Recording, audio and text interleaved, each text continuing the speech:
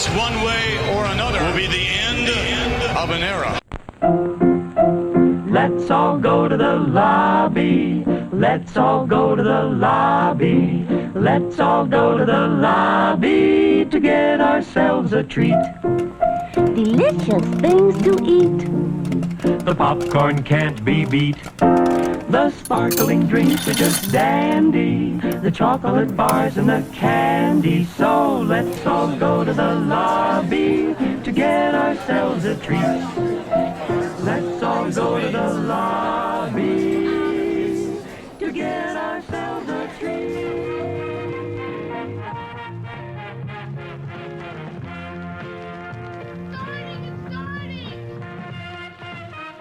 I'm a fan of classic movies.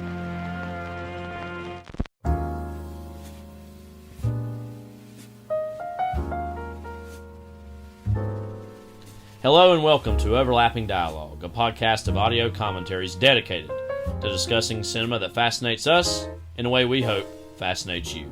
We're your co-hosts, Kyle and Levi Huffman. I'm Kyle. I'm Levi. And here we are for episode 60, Levi. We've hit our golden years of sorts, 60. I don't know. I guess this depends on the person. I don't really think of 60 as all that old. I don't either. What is old to you? 70. I think mine might even be 75 or 80, and it depends on the person, too, because, there are, quote, older, I would even say 50, 60-year-olds I've met. Yeah. And then certain older people that feel still very vital. So, I mean, it depends on the person, but I don't think of 60 as all that old. I'm nearing 30 myself, so I don't really think of that as old, obviously, really, in any way, but it is one of those big numbers you're, like, getting ready to hit. You're like, oh, wow. Dog Eat Dog, though. What a transition. Yeah. Is what we're talking about today, which this is the end of our 10-film sojourn through crime cinema. Because one way or another, This it will be the end of an era. This is the end of an era in a lot of ways. We're going to talk a variety of conversations. An end of an era for 3 separate occasions, I think, that we'll talk about. And I really enjoyed these 10 films that we've done. Yeah. I like the movies that we picked because there's some movies that we probably like, obviously, better than some of the ones we've done. But I think, I don't know, like, you could go through each of them. I think one of our guiding principles with a lot of these crime films was to pick crime films that were raw, that didn't feel like they were manufactured in a studio. They felt like they were, they had a rawness to it, even going all the way back to Each Don't I Die. And that was at the later stages of the 30s Warner Brother crime cycle. Those movies still had a rawness to them by that point. When William Keighley's movies, particularly, I think. Which were a little more action-oriented. Yeah. But, yes. So, we're hitting Dog Eat Dog today, which is, of course, from director Paul Schrader. I think this movie came out in 2016, I believe. Yeah. Very 2016 movie. I couldn't think of a better year that would have been produced and came out into. Well, a random thing that's kind of funny is in the show We Are Who We Are, which I was a big fan of, but no one talks about or cares about anymore, I guess. Because everybody's like, oh, it's kind of like Euphoria, and it's like, yeah, it's kind of better than Euphoria, too, but because I just barely started watching Euphoria the other day. I watched the first episode, but... and yeah, I mean, it's fine, whatever. But there was a poster that's set in 2016.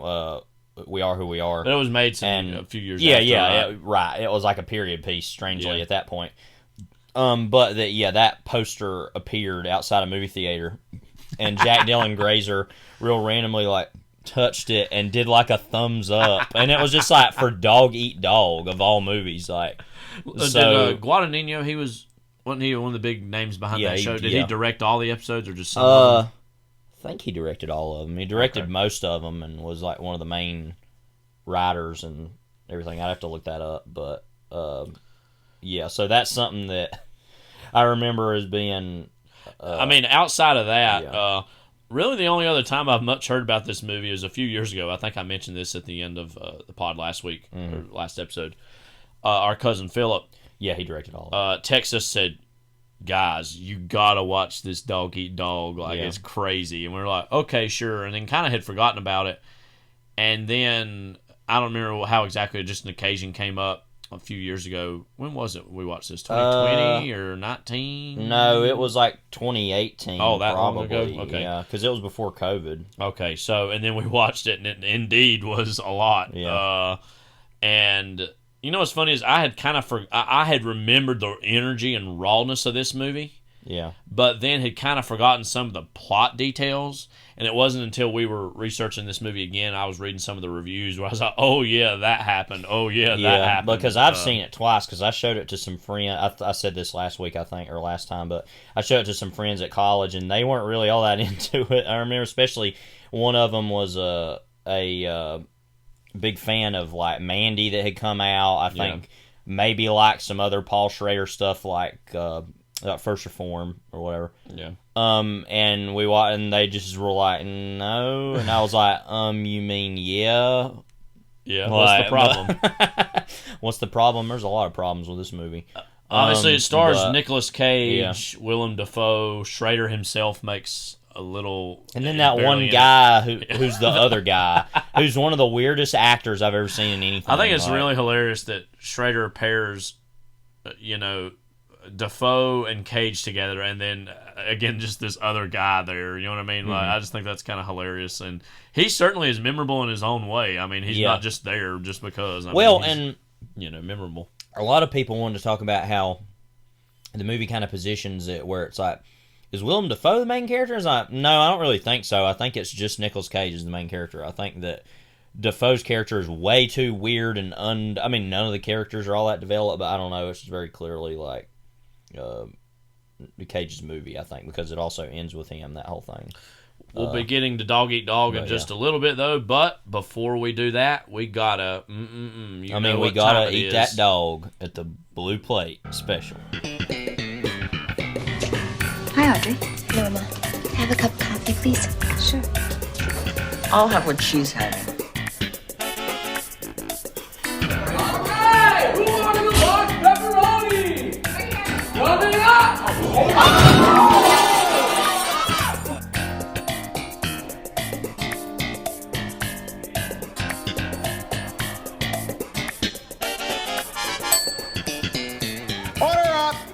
Your order is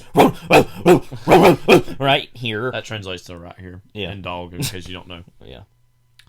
Speaking of, again, ends of an era. Mm-hmm. The passing of Jean-Luc Godard recently happened this week. I think it was on September 13th, so I know by the time you're hearing this, it'd be a little bit even past this. Yeah. He was probably, he was 91, I believe, so he was old, on the older side. 91 is old. Yeah. Where to even begin with this? Because Godard's impact on cinema is something that not only is just one of a kind, I think one of the things that makes it one of a kind is at the point that he arrived in the history of cinema as of this moment was kind of at cinema's midpoint. In terms of cinema was undergoing some pretty significant revolutions and changes and evolutions, and he did nothing but also propel that forward in a whole host and variety of ways. We've mentioned him, I think, in passing here or there. We talked about him a lot with Casino. That's right, because Contempt, the music from Contempt is in Casino. Now that was your favorite move from him, and I don't really know the direction this conversation is going to take because there's just so many things that talk about when you talk about Godard. For you, what does Godard mean to not only cinema in general, but your own viewership of cinema and how it's transformed over the years? Well, and we talked about him some, I guess, because when we talked about him, that was like, I guess when we started this podcast, it was the beginning of last year, 2021. The COVID summer, 2022, was when I watched. Sorry, 2020. I don't know why I said 2022. That's now. Hopefully, we weren't just in a COVID summer. We were supposed to be in a White Boy summer at some point. I think that was monkeypox summer. Same thing. Yeah. But that I watched a lot of his movies I hadn't seen. Now, I have not seen all of his movies, but I've seen most of his 60s movies now, which are his kind of biggest. I'm actually more interested to see his newer stuff because nobody really talks about that stuff as much. But saw a lot of those movies for the first time and gained a better appreciation of him because my Godard introduction was with Pierrot Le Fou. I had known of his other movies and was aware of them. I guess I had seen some Truffaut before that. And I haven't actually seen very many Truffaut still. I've seen way more of Godard at this point. But obviously, and on my, I'll probably write like a kind of minuscule obituary for him in my thing this month, my out of pocket. And I'll probably include my review because I actually haven't written as much this month anyway because we're back at school. But I'll probably also include my longer review that I wrote in 2020 for Pierrot Le Fou. But Pierrot Le Fou, I was very angry at. That was the first movie his I'd seen. I was like, okay, my first Godard. I kind of had an idea what I was to expect. But that movie really frustrated me mainly because of the way people were reacting to it in the class. People that just see in that class, particularly those people in that film class, saw movies through a certain point of view of only being either big commercial efforts or if it were art house, it had to inherently be ridiculous. There had to be an absurdity that would entertain them. It couldn't actually engage in real human emotion in any form. And in many ways, I think that's a sensibility that's informed by the internet of a certain generation, or generations. And so, because then I've told this story many times, but then, so I hated that. We later watched Wings of Desire. I totally loved that. Was blown away by that. Everybody hated it. Well, again, we've had him on the pod, so yeah, and I mean, big fans of him, right? And so, to me, that was like a clear reason of like, okay, this is why I should not. Among many, many other reasons, that I'd actually decided I wasn't going to go into film school at that point, but I still took the class anyway because I'd already signed up for it, which I really enjoyed because I saw a lot of movies I hadn't seen before, and it was just good to have one kind of film class, you know. But yeah, for me, that kind of clued me into, this is what's happening to the viewership. Not that Godard is a problem, because people should watch more Godard. Yes. That's the. I don't want to say that they shouldn't, but that kind of showed me the line in the sand of what the problem is now with upcoming filmmakers. And of course, there will be the good ones that know what's up and what they need to do. But there's going to be a lot that have grown up on the Marvel machine, have grown up and these are some things I like, but Wes Anderson, they've only watched Wes Anderson, they only watch Christopher Nolan, they only watch Tarantino, only those things, then you're going to just get entirely unremarkable and uninspired works that are going to eventually occur in the next so many years, and already are occurring. But I think going through, and I watched Breathless was the next movie his I saw, and I quite enjoyed that. I think that's quite good. But I think what finally and there's movies his I really like. Of course, Contempt I really love. Alphaville I liked. Certain movies of his I've enjoyed and respect. But ultimately, what I've come to just recognize about Godard is that just influence. And it's kind of crazy actually when you really start thinking about it, because I was thinking about the jump cut, which he pioneered in a lot of ways, which I didn't know until this week when I read in the it was either the obituary for the New York Times or the Richard Brody obituary. I can't remember which one. I think it was New York Times, that they said that the jump cuts in Breathless were pretty much only because they wanted to cut the movie down to like 90 minutes. Mm-hmm. And so he kind of was like, okay, I'll do that. And it was more out of that than anything. That there is a great example of sometimes innovation in any art form, particularly cinema, comes from limitations. You think of the shark in Jaws. I mean, you could go on and on of all the times limitations have ended up being great things. Yeah, and that also being representative of him obviously all the economy of the Nouvelle Vague folks of him, Chabrol, Rivette, Truffaut, Romer, all of them having been film critics. That's the first time you're really seeing, because we saw that later on with the television. We kind of talked about that a lot with the 80s about those who grew up on television. End of the Night and John Landis and that generation. Right. Yeah. And Joe Dante. and then before that, we've talked about with Spielberg and Lucas and De Palma and all the New Hollywood folks, Bogdanovich, that had Altman, that had grown up on movies. You had seen that already, though, with France. And obviously we talked about that when we talked about New Hollywood, as what a big deal that the French New Wave was for that in every way of inspiration. I mean, I feel like the biggest versions of that are very clearly Dennis Hopper's work with Easy Rider, especially, also Bonnie and Clyde. But I think that ultimately, I guess my read on Godard is of immense respect for someone who both very clearly loved movies, but also had a lot of contempt for them.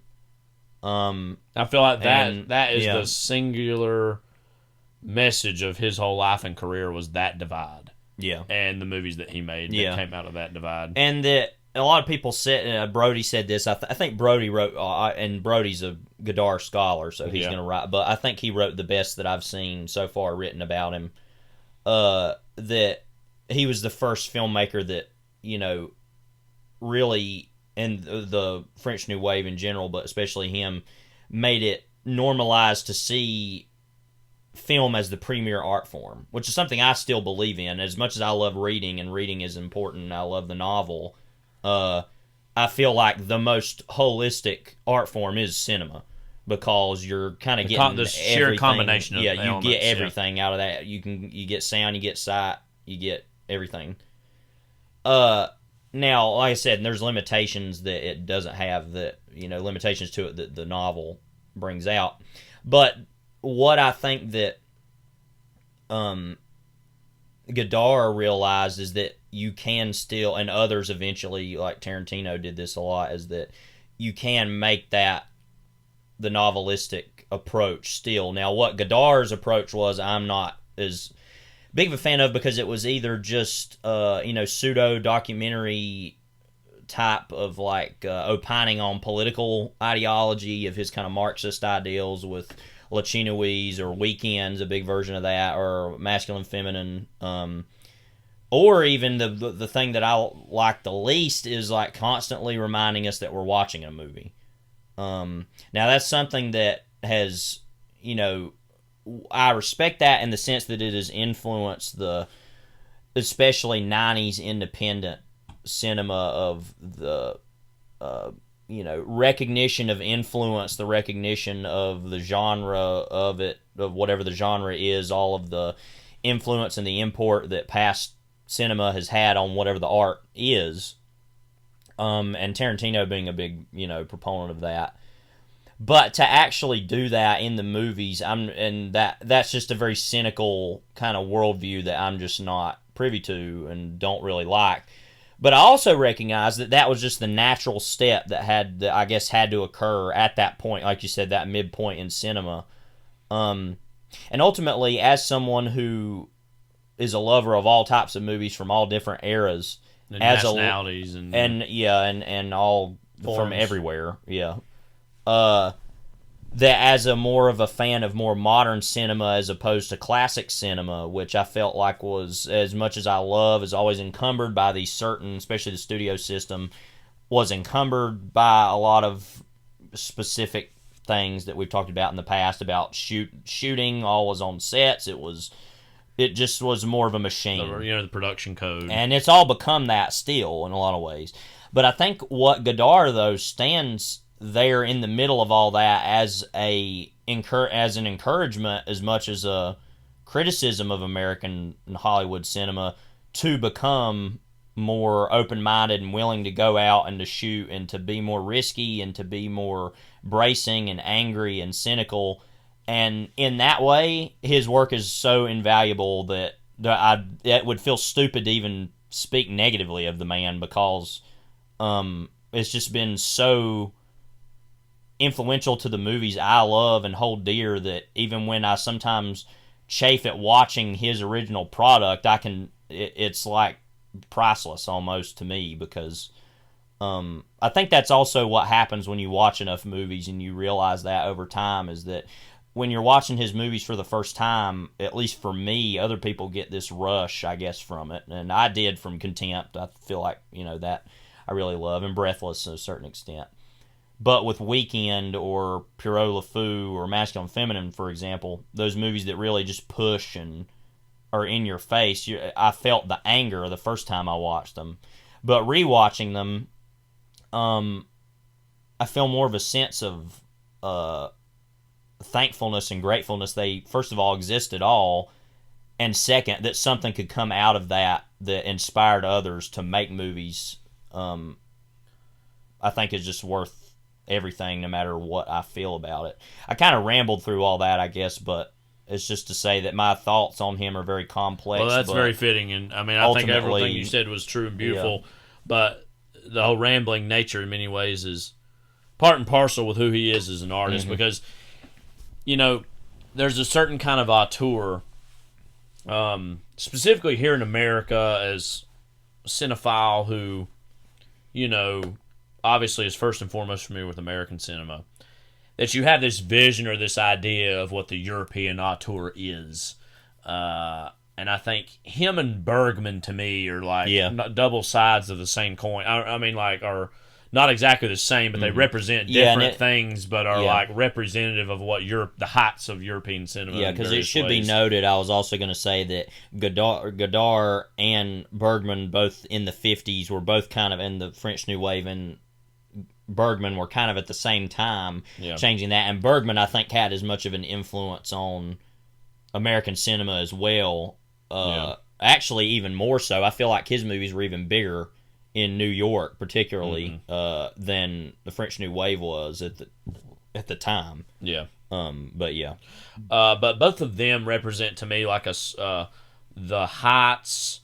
I feel this is like the heights of European cinema to me are like reflective in Bergman, and some of the pretensions of European cinema are present to me in Godard, but they're both important. And certainly, Bergman's made movies that are not so awesome, at the same time that Godard's made movies that are pretty good to great, but they represent kind of a certain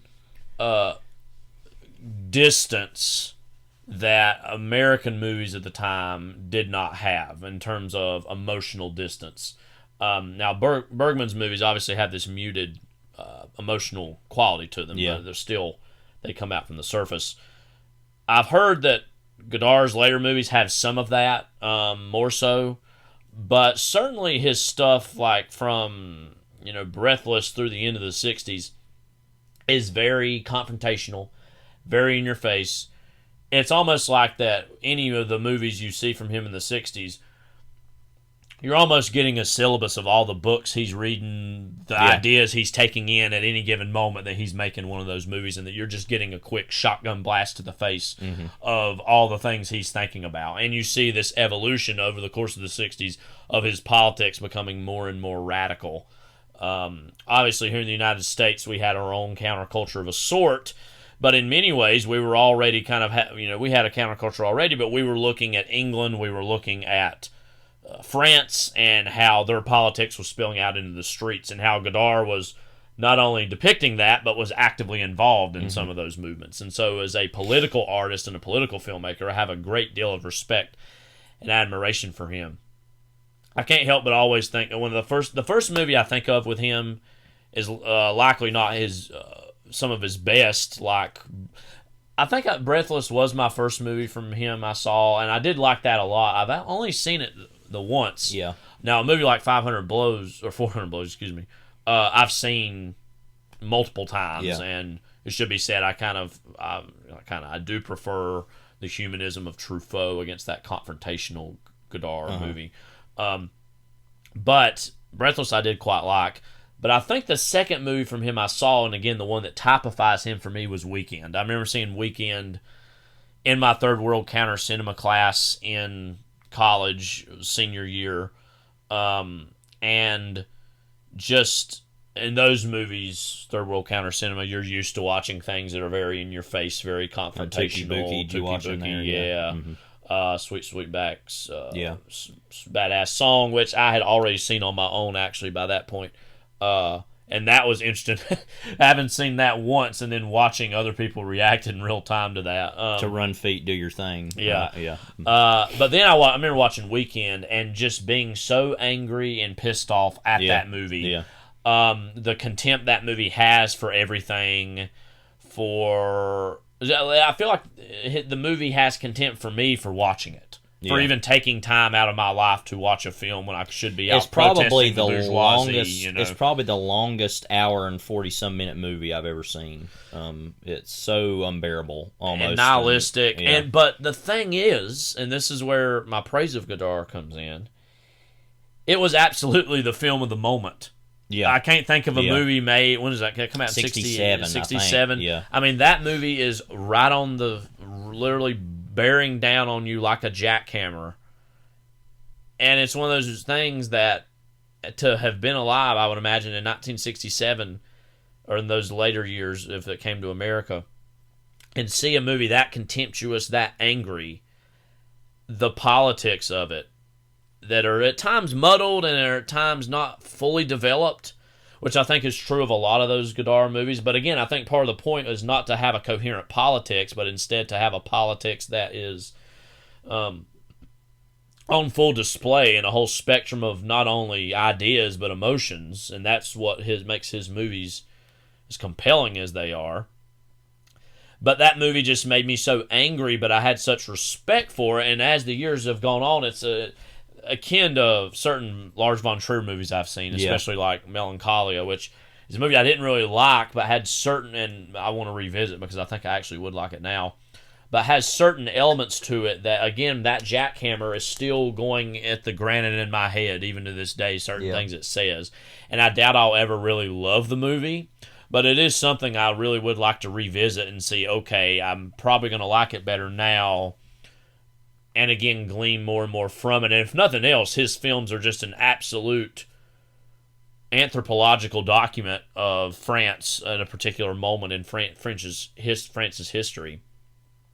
Now, I would imagine, too, and this is something I'm sure people who know more about this have written about, that for that generation of, when Truffaut or he or some of these directors were born, was in probably the late 20s through the early to mid-30s, of obviously their childhoods were racked by the Nazis' invasion of France, and obviously France's liberation at the end of World War II, and this sense of uneasiness, this sense of restlessness, in many ways was like a decade or two ahead of where America would be by the 60s, and certainly France was at an even more developed place in that anger by the 60s, and then obviously France's defeat in Vietnam in the 50s. France was just at a very confused place culturally, and Godard, I think, was one of the premier artists to put that on full display. And so while I might prefer Truffaut's humanism and Truffaut being interested in real living, breathing human beings, something that Godard's movies are sometimes not present with, what I do respect about Godard is just his interest in depicting the world as he sees it.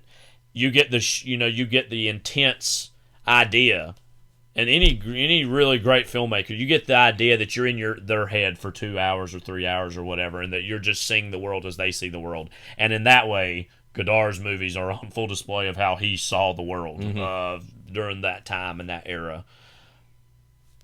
Contempt's a movie that I quite liked. I'm not exactly as taken with as you, although I want to rewatch all these movies now. I'm thinking about them anyways, and that is definitely among his better efforts. But even that title and what that movie's about, Contempt, again, as I said, I think the key oxymoron of his life and something that he was working through his whole life was that love and contempt at once for cinema.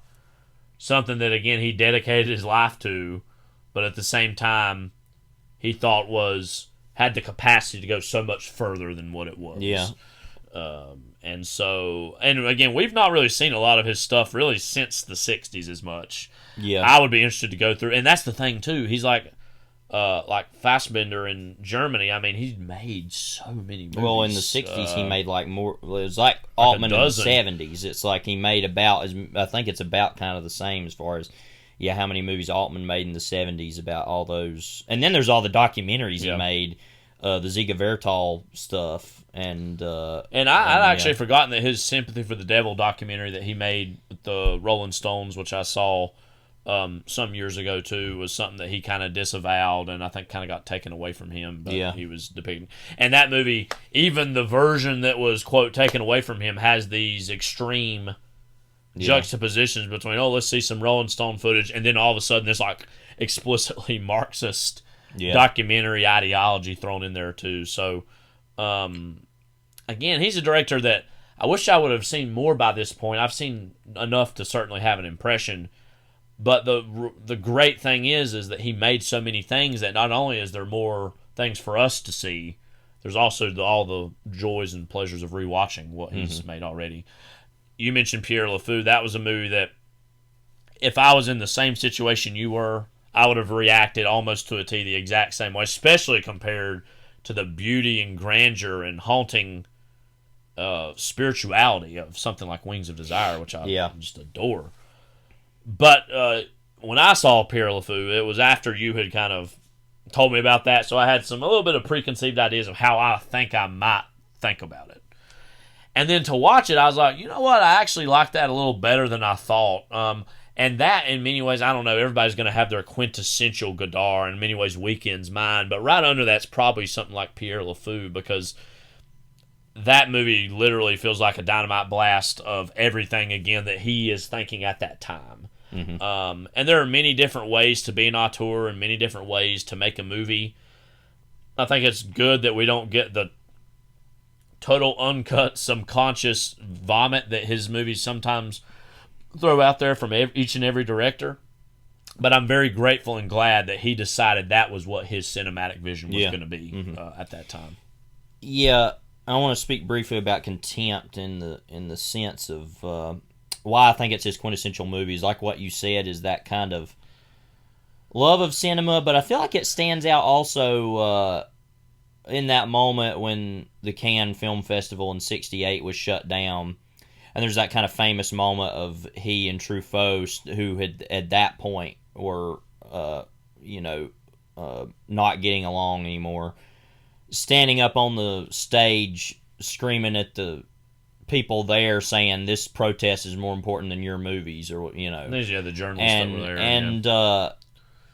saying that we care more about what's going on in the streets than our movies that are showing here, or whatever, and I feel like that is borne out very clearly in Contempt, which is a movie that is about movies, but it's also about how movies tear people apart, and also the villain of the movie is a Hollywood producer who is ultimately taking away literally Fritz Lang's vision, because Fritz Lang plays himself in the movie, of what the Odyssey should be. And kind of, the whole point of that also is that, the Odyssey has been done so many times in so many ways, and that it would be better off if we could just do something different, like what Lang wants to do, but that's not what the producer wants. Yeah. And so, but what that movie's ultimately about is how all that is destroyed, how there's a divorce, there's no reconciliation, people die,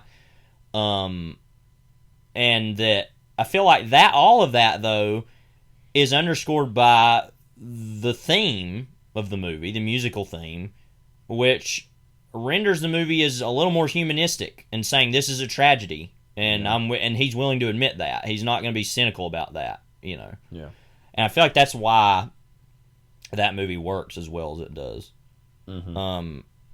Again, it's tough to see him gone, and he had made a movie at Cannes a few years ago, or some years ago now, in 3D that kind of was, I would love to see his take on 3D. I remember a lot of people, for the most part, liking it. But, again, just generationally, too, he seemed like one of the last filmmakers of a certain era that was still with us. So, obviously, his loss and is big. And, one of the biggest things I know that Brody said in his piece, which I might throw a link into with this episode, is that his movies, no matter how old he got, felt youthful and felt new in a way that a lot of filmmakers who come after him didn't make movies that felt that youthful and that new. Yeah. And so I think that's a really important quality for any artist of any medium to have.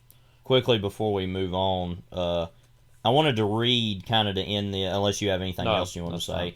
I wanted to kind of end this section of talking about him with something that he wrote in a book about Truffaut after Truffaut had died that Godard wrote, and I wanted to read. I feel like it's actually the best thing he's ever done is write this, I think, probably.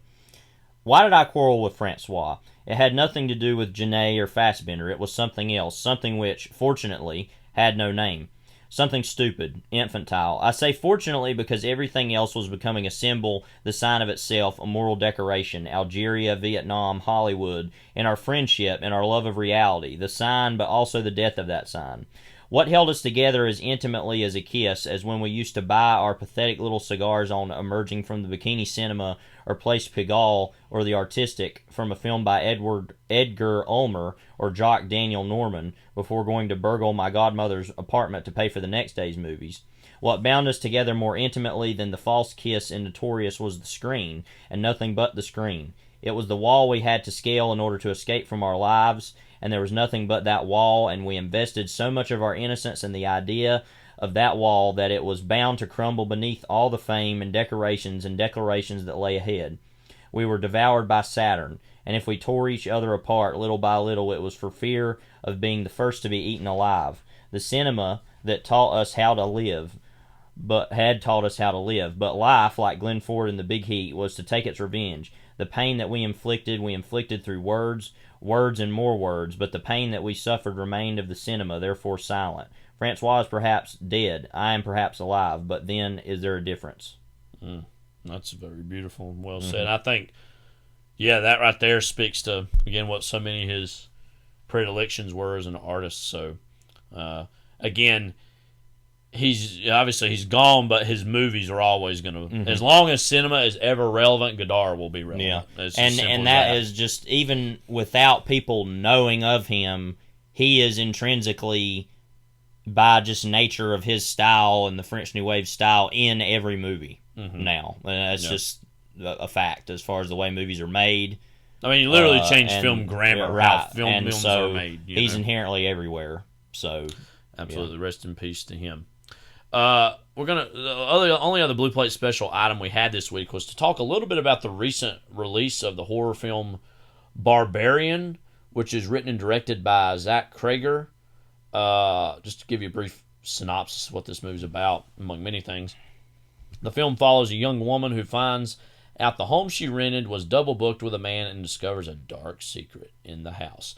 Again, this director, who also wrote the movie, Zach Cregger, is, I think, like a comedy guy. Like, he's been part of, like, various comedy troupes and scenes.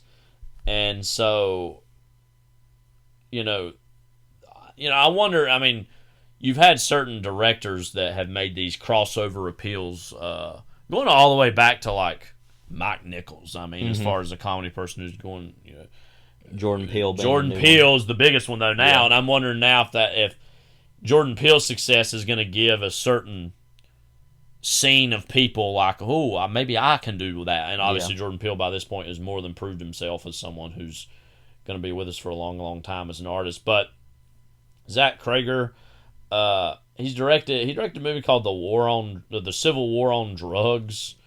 He's directed some short films. This is, I think, his first kind of main feature film he's done, though. What did you think of Barbarian? I thought it was really good. I mean, it was pretty much what I expected it to be going in. I heard it was a crazy movie, had kind of some crazy twists and turns.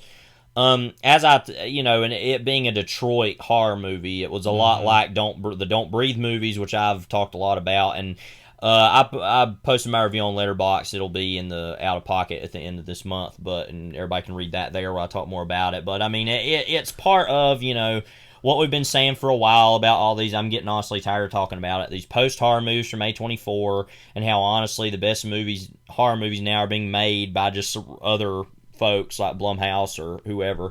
or in this case, this movie.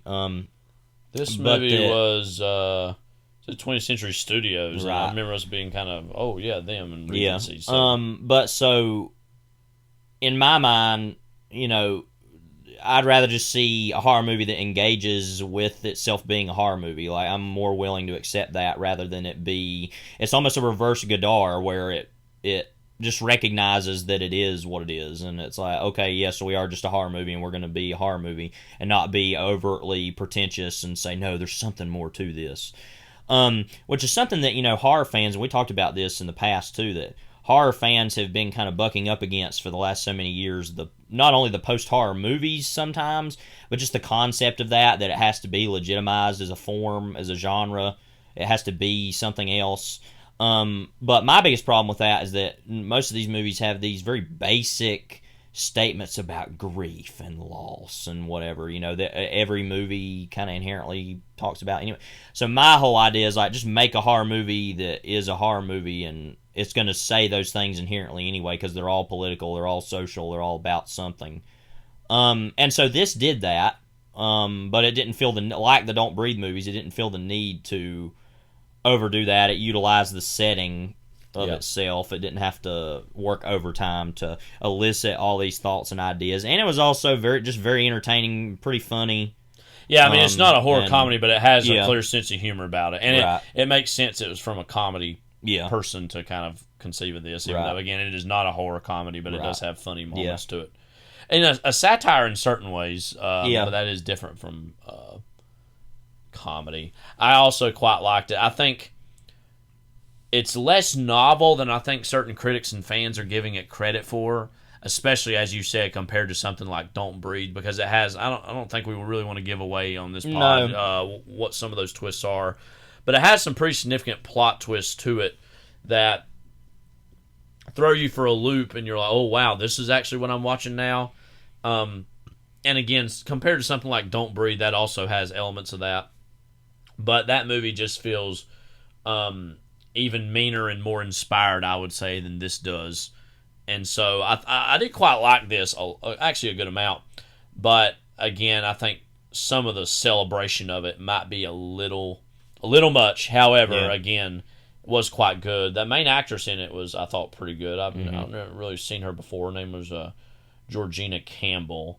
And again, Bill Skarsgård was in this as well. Yeah.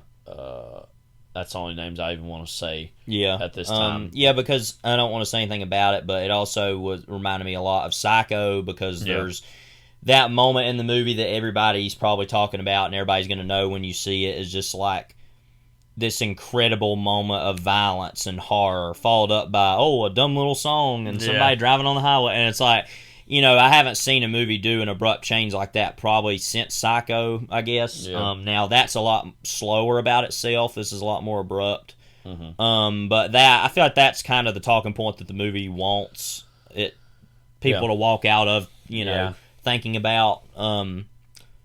But yeah, not a whole lot to say about it, because if we honestly went more in depth about it, we'd have more to say as far as what it's about. One of the best things you can ever hear, though, as a cinephile is like, don't hear anything about this, just go, because usually that means that there's going to be some surprises in store. I was actually looking, this movie has not done all that well at the box office, which is kind of surprising. Well, it said it was made for a $10.5 million budget and has only made $15 million.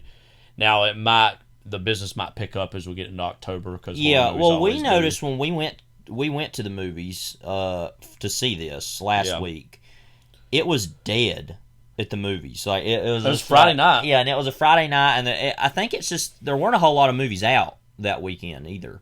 And we're getting ready to hit the fall gauntlet. So I guess it was just that weird kind of week, but you would think people would come out for... I mean, there were quite a few people in there in the theater itself. I mean, but it would just seem like a really empty lobby. And so I don't know what was going on. I think that just by nature, it's just kind of that weird time of the year where people just didn't really care to see that, I guess. I don't know. But yeah, again, I would highly recommend checking it out whenever you get the chance.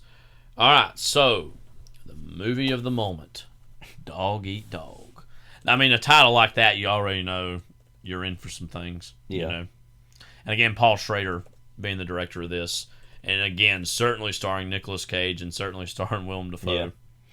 So yeah, Dog Eat Dog is a 2016 American black comedy action thriller film directed by Paul Schrader. Also served as the cast of the film for the first time. Yeah, I guess he was, because he's in it. The screenplay by Matthew Wilder is based on Edward Bunker's 1995 novel of the same name. Now, I never knew that about this movie, that Eddie Bunker, who was in Reservoir Dogs, wrote this book. I didn't realize that till I was reading some of the reviews, and it brought that up, and I was like, oh, wait. And I knew he was in and out of jail earlier in his life. I'd forgotten he was kind of a crime writer. Yeah. And Tarantino was a fan of him. Right. And so, three former prisoners, Troy, Mad Dog, and Diesel, are hired to kidnap a baby and share a big ransom payment. That's pretty much it. Yeah. The plot is so simple, it's stupid. Basically, the movie is just like, how many crazy, ridiculous, ultimately cartoonish things can we get to happen in one sitting? Mm-hmm. Nicolas Cage is Troy. We've talked about Cage on here before, haven't we? At some point, I was thinking about this. We probably have, but I can't quite remember. I'd have to look at what all our movies we've done are and see, but I think we have. I'm pretty sure. Let's just say, in this movie, he's clearly more subdued. And this movie is made by Paul Schrader, but it shares the look and patina of a certain type of direct-to-video action or crime movie that he is in a lot of. Yeah. And so there's certainly, it looks and feels like a lot of worse movies that Nicolas Cage is in, right. Even though it is better. The thing about Nicolas Cage is he is somebody who has not only done a lot of these, he's in that similar category as somebody like, Bruce Willis or John Travolta, of, these fading stars who go and make these kind of more direct-to-video movies. And I'm not the biggest fan of Nicolas Cage. My opinion on Nicolas Cage varies. But one thing about Cage I can say I respect is that no matter what project he's in, he's giving it. Yeah. He's not lying down and just taking a paycheck, even though there's a lot of movies I'm like, why are you doing this? Right. It seems like it's for a paycheck. Even if he does a paycheck movie, he's going to give 135,000%. I mean, there's no question about that. And again, some of those Willis or Travolta movies, I don't see that. Right. What I've seen from those movies, those passion. And so he's definitely a passionate performer. I think a lot of the internet love and adoration for him the last 20-odd years has been performative. It's been over the top in of itself. And again, he's been really good to great in certain things. Yeah. I think a lot of him in, adaptation. I recently saw Valley Girl, and that was obviously very early him in the 80s. He's good in that. I mean, obviously, Raising Arizona, I mean, there are the things that most people would agree are some of his best stuff. Yeah. But then, again, the internet's love and adoration, and when we've crossed a line in a lot of ways when irony becomes the gospel, or irony becomes the truth for a lot of people after a certain point. And so, say something like the National Treasure movies, where oh my God, so great. It's like, no, they're not. Yeah. They're they're fine enough. They're not bad exactly, but whatever. Yeah. He's somebody that waxes and wanes depending on what he is. But even when I don't like him in something, I will always say usually he tried and gave it his all. And so that alone, for someone who's in some of the movies he's in, deserves some form of respect nonetheless. Yeah, my opinion's very brief. It's pretty much the same, where I enjoy him as an actor to watch. I think he has been good. I think he has the potential to be good. But overall, to me, he's more just an interesting presence that I laugh at than thinking, oh, he's genuinely good. Mm-hmm. In this movie, he's more toned down, and thus funnier in certain ways, I think. Bogart was the man, the king. Just stuff that is just way weirder, decisions that you wouldn't expect. But he's to me an unconventional choice to be the Schrader man. Yeah. Which has been portrayed by actors as varied as Robert De Niro, Willem Dafoe, and something like Night Sleepers, Oscar Isaac, Ethan Hawke, Light Sleeper, you mean? A Light Sleeper, I'm sorry. I really love that movie Yeah. too. I can never always remember the name of it. It gets me. But so to play the Schrader man, he's a pretty unconventional choice, I think. Also, it should be said we recently watched Dying of the Light, which, you know, Schrader has a tough relationship or history with. It kind of was taken away from him. But he'd already worked with him to an extent, and he might have even been in some things even before this. I'm not sure.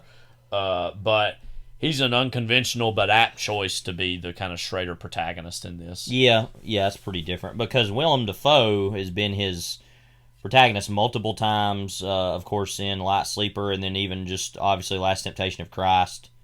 Him in this movie, of course, I don't really actually have a whole lot to say about him because he's pretty much just like, yeah, you're just acting crazy the whole time.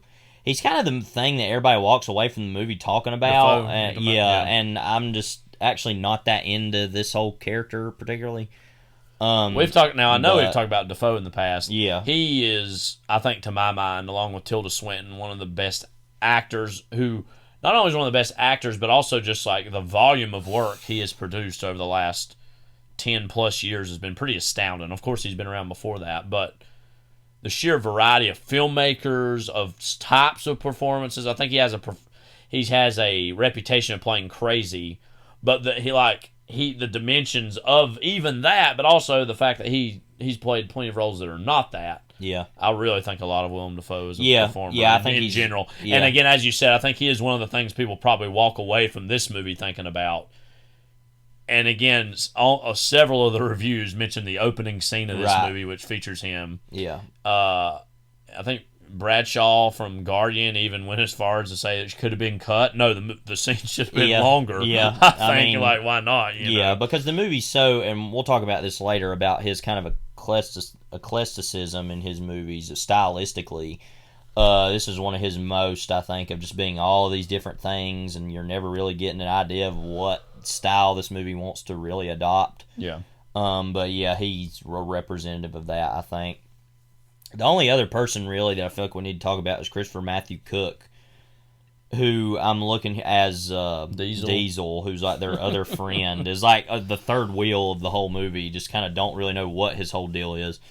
I'm looking here about what else he's been in. He was in Two Guns, and Billy Lynn's Long Halftime Walk, the longest title ever. Movie, yeah. And that's pretty much it. And in that, he was a roadie foreman. As far as TV, he was on The Walking Dead, Under the Dome, SWAT. That's about it, though. He hasn't really been in a whole lot. Again, I don't even remember what a lot of his stuff he does in this movie is, but I remember at the time thinking, as I said earlier, like, you know, compared to Cage and compared to Dafoe, like, he just doesn't have the name recognition and familiarity with us as an audience.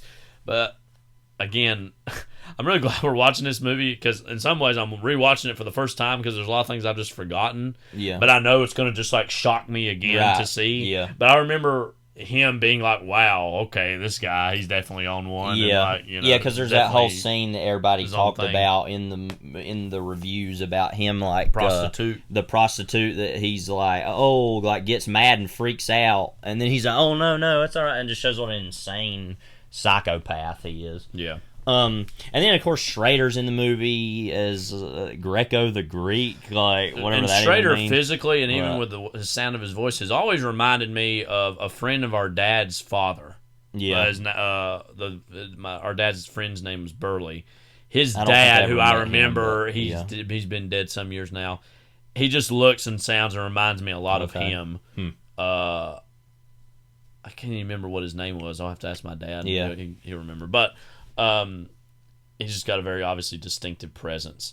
There's not really any main female characters in this movie at all. There's one kind of maybe towards the beginning with Dafoe, but she's not around for very long. Yeah. I can say that. And her daughter isn't around for very long either, I guess. So, yeah. So, we talked a little bit about Schrader last week setting this up, and we can go through this conversation yet again.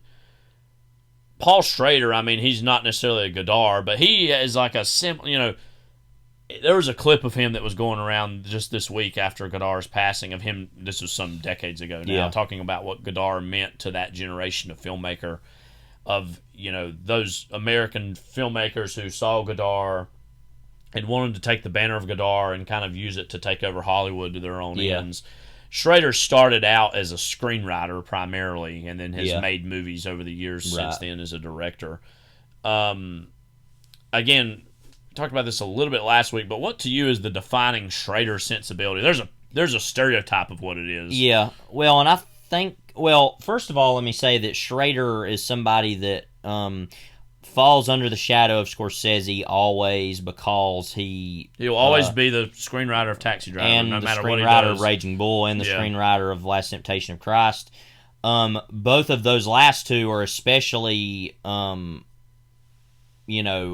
of Scorsese, even more muted than Taxi Driver, because Taxi Driver is very much, I think, simpatico with his own directorial, especially the last two movies he's made, of First Reform and The Card Counter, and what looks like The Master Gardener is going to be. But ultimately, I think that his movies are actually some of Taxi Driver, I think, is one of the best movies ever made, and so in that sense, he's always going to have a blank check to do whatever, because as much as that is a Scorsese movie, it is also a Schrader movie. Like we said, that's not the case as much with Raging Bull or Last Temptation. I think he wrote Bringing Out the Dead, also, too. should be said, both Raging Bull and Last Temptation came from principally other people's ideas. Yes, right. Whether it be Jake LaMotta's, like De Niro's passion to make the Jake LaMotta movie versus also Last Temptation, Scorsese forever wanting to make a Jesus movie. Yeah. Taxi Driver was an original screenplay he created. I think he also, wrote Bringing Out the Dead, which I haven't seen, but another Nicolas Cage thing. Right. Yeah, so, but they probably honestly met on that. I don't know officially, but but that ultimately, and what the stereotype is, which is what I think his movies are about in a lot of ways, is a man who is very troubled, very seemingly beleaguered by the world, who actually isn't as much as they act like they are necessarily, that feels like their inward evils need to be corrected by saving some person of some sort. Now, in the case of Taxi Driver, that's clearly Jodie Foster's prostitute. In the case of First Reformed, interestingly, that movie's almost about not only saving you didn't save one person, so you're trying to save someone else. Yeah, and a woman, but it's more than even saving another woman. It's about saving the world almost. Also, his guilt of not saving the man that committed suicide early, and then and placing that then on Seyfried's and then character. with The Card Counter, which is interestingly taking, and we can talk about that, I guess, a little bit, because I literally just watched that last night, and you're a big fan of it. Yeah. And, but that ultimately is about a man trying to save another younger man from engaging in the same hatefulness that led to his own ruin. Yeah. And so to get revenge and torture Major John Gordo. Yeah. Which is not Gordo the weirdo, maybe that's why he hired Joel Edgerton for Master Gardener. But that, and in that sense, I think Taxi Driver is the best movie he'll ever have anything to do with. Well, that's almost true for everybody involved. Right. So I mean, it's the best Scorsese movie. I think it's his best movie. It's De Niro. It's De Niro's best performance. Well, no, actually, De Niro's best performance is Raging Bull, I think. And I sometimes jump back and forth of what's the better movie of Raging Bull and Taxi Driver. I myself slightly prefer Raging Bull, but yeah, that's a toss-up. I mean, that's so close to one of them. And I've talked about Taxi Driver in the past, and we'll eventually talk about that movie really in depth on this podcast at some point, I'm sure. But that movie just totally blew my mind when I first saw it. I mean, I saw that. For generations of people, that's been true. Yeah, I saw that in middle school, I remember. And it was a movie that I've always talked about this in a certain way, because I never identified with the man whatsoever. Travis Bickle, yeah. And still don't. But just to see a movie like that, to see a movie I don't think I'd ever seen a movie so honest about a person's worldview. And then also, and I had a similar thing too, where I remember watching it for the first time, and that was one of the first movies I ever saw that the point of view of the main character was foregrounded to me. Now I was younger when I'm seeing it, so you're starting to see how movies are not only stories, Disney stories, classic Warner Brothers story, like, you know what I mean, that are made by studios, orients you into the mind of someone else. That was the first time I really ever noticed a movie could do that. And again, to that end, you feel like you're seeing these like embarrassing moments, not from your own life exactly, because like, you know, I don't know. I have my dark moments here or there. I'm no Travis Bickle, okay? But like, it feels like, ooh, I'm seeing things that I shouldn't be seeing, and only me and him are seeing them. Yeah, in the context of the movie, and that feeling I had anyways. And I think that's what I was unconsciously feeling when I first saw it, because I couldn't really put my finger on what it was about it that perturbed me and spoke to me in a certain way. But that I think that is ultimately what his movies are about, though. But thus, I think though that the card counter has actually been the most totally effective version of, like, I think Taxi Driver's better, but I think as far as what the card counter is on the page, is the most effective version of this of his I've seen, because I'm not that crazy about First Reformed. I find that movie to be a little too shrill. I find the ending totally ridiculous. And this, I do like. Let me just say, I like the movie better than you do. I think Ethan Hawke's performance in it is really like great. The best thing about it. Yeah, and I think that is a overall probably better performance than Oscar Isaac's performance. It's weird because I'm saying all these kind of contradictions because his movies are so. That's what I like about Schrader, of seeing his movies. They're so messy and so all over the place. And I want to start talking about the card counter here. If you want to go ahead and start talking about that. I want to start with the negatives that I have about the movie, which are not actually as big as I'm going to make them sound. But I feel like the movie is tonally kind of mismatched at points. First of all, it has it's up there with the opening of Crash, the Cronenberg movie, of one of my favorite opening credits for a movie I've ever seen. Of it's just like the green felt of the like, and just him breathing and the music, and I was just like, this is like a horror movie already. It's like felt very already abrasive and weird and like uncomfortable, and the movie continues in that way in certain ways, but then there's these random scenes between him and Ty Sheridan and Tiffany Haddish where they're like laughing and joking and going on, and then there's the scenes of like the Abu Ghraib stuff, which I thought was some of the best stuff in the movie. I just thought was so effective, the way that was shot and conceived. And it feels like the movie is just kind of jumping all over the place because it's kind of a color of money. Which he didn't have anything to do with. But Scorsese was a big executive producer on this movie. But it feels like it's taking like Taxi Driver and The Color of Money and kind of putting those, and like the Iraq War, and putting all those together.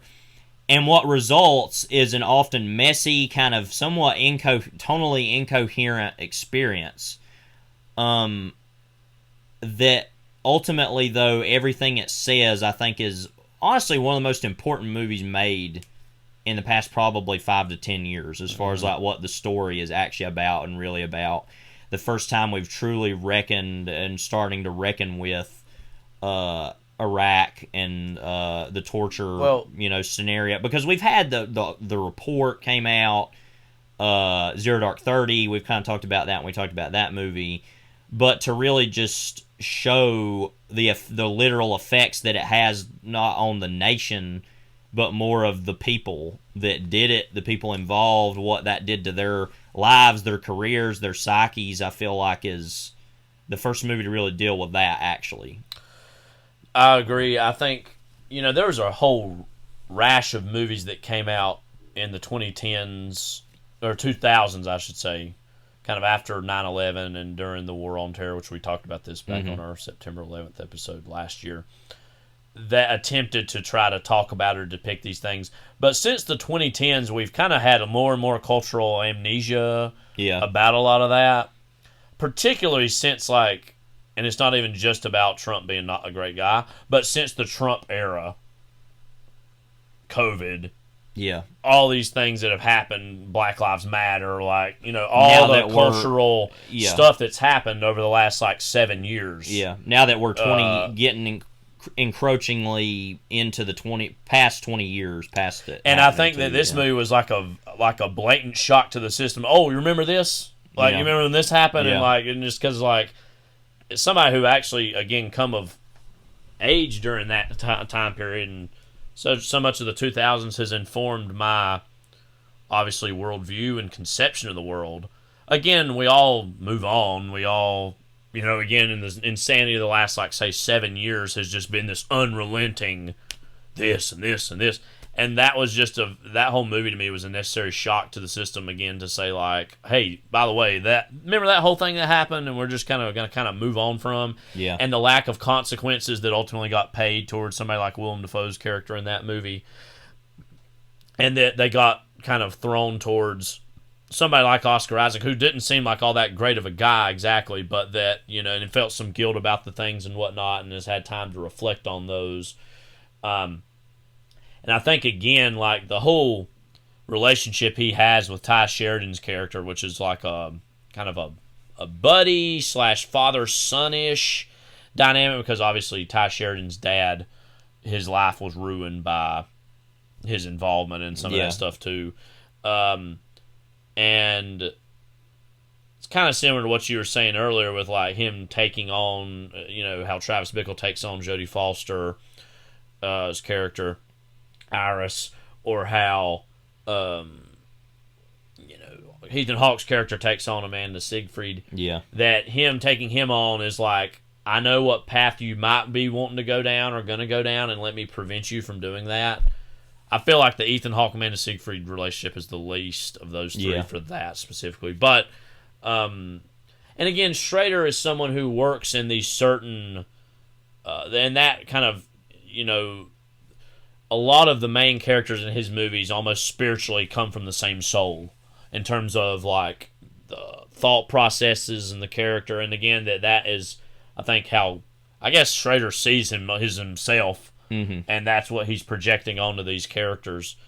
And, I was a big fan of the Card Counter. I do agree that maybe the tone is not always as precise as it could be, but I think, again, to maybe, like, be generous towards the movie, I think that isn't to say that, like, no matter what, we can laugh, we can joke, you're always living with the fact that I did this. Yeah. And that I can never escape what I did, in that character's case. And that he's always going to be that man alone in the room with everything covered up writing. That's ultimately who he is this, he's cut off from society. Society has ostracized him for things that society didn't seem all that broken up about doing in general, but we're going to decide to punish these individuals and not those people towards the top who allowed or facilitated this to happen. And so he's always going to be that man alone in a room journaling, and I feel like that's the quintessential image of a lot of Schrader's movies. Yeah, and to speak about that briefly, that I thought was interesting with the Card Counter is that that the whole thing where he puts, like, tablecloths over everything, and I feel like is of two minds that are interesting. It's that, one, he wants this sense of sensory deprivation, that he wants to be, that he's constantly in, casinos, which are all these sensory overload of sounds, of sights, of, like, all this color and noise, that he wants to get away from, but also that he's almost punishing himself for the sensory deprivation and the soullessness that he put the people through. Yeah. That it's almost like a monkish figure at that point. And I feel like that sums up Schrader a lot too, is that I feel like each movie has gotten progressively more of that. If you're following the Taxi Driver, First Reformed, Card Counter, those movies. Live Sleeper also has versions of these things too. Yeah. But the introspectiveness has only, it seemed, grown. And in that way, I think that, and that just saying, I think that's a very effective choice, because at first you're like, if you watch that, you just think, oh, that's just some weird thing that he's putting in here. But I feel like that's making a definitive statement about the character, maybe himself. But in that, like I said, in all of those ways, I feel like that is, like we said, is the most honest filmmaker that I've ever seen, that he's willing to put himself out there and say, this is who I am, this is the way I feel. Because normally you would think, okay, well, sometimes we feel uncomfortable about the way a movie, what it says, and it's easier to say, well, I'm going to step away and say, no, that's probably not what that person thinks. But no, this is consistently same thought pattern, similar thought patterns, similar ideas, to the point where it's, no, this is clearly the way this person thinks, and Yeah. And then I'm fine with that because it seems like he's he's a weird, kind of a weird guy and kind of says weird stuff. But yeah, that's another thing too we haven't really said know, about. He has this kind of big online presence. His Facebook posts have been. Their whole Twitter page is dedicated to posting what he says on Facebook. Yeah. And again, his is basically him wanting to say whatever he wants. I mean, I think that is kind of hilarious and feels like your old grandpa or old uncle who's just like randomly on Facebook. But he happens to be Paul Schrader. But he's like Paul Schrader, right. you know. So it's just hilarious. Yeah, and so in that sense, I think that I respect that, even when I'm always kind of horrified to whatever it is he's admitting to, or thoughts or feelings or actions or whatever. But that I can't think of any filmmaker that it just is that consistently, and has been doing that long and just continues to do so without any real consequence, I guess. I don't know. Mm-hmm. But also it's like I feel like, though, you know, even though I don't identify with a lot of the things that he talks about and says, that his movies are ultimately moral, I think, because they are clearly saying, like with Taxi Driver, with First Reform, with this, saying, no, I know this thing is bad. I know I have to have this atonement for this sin that I've done. I mean, they're very Catholic movies, ultimately, of the sense of that this atonement and this, what was it that's tattooed on Oscar Isaac's back in the card counter? It's like something about...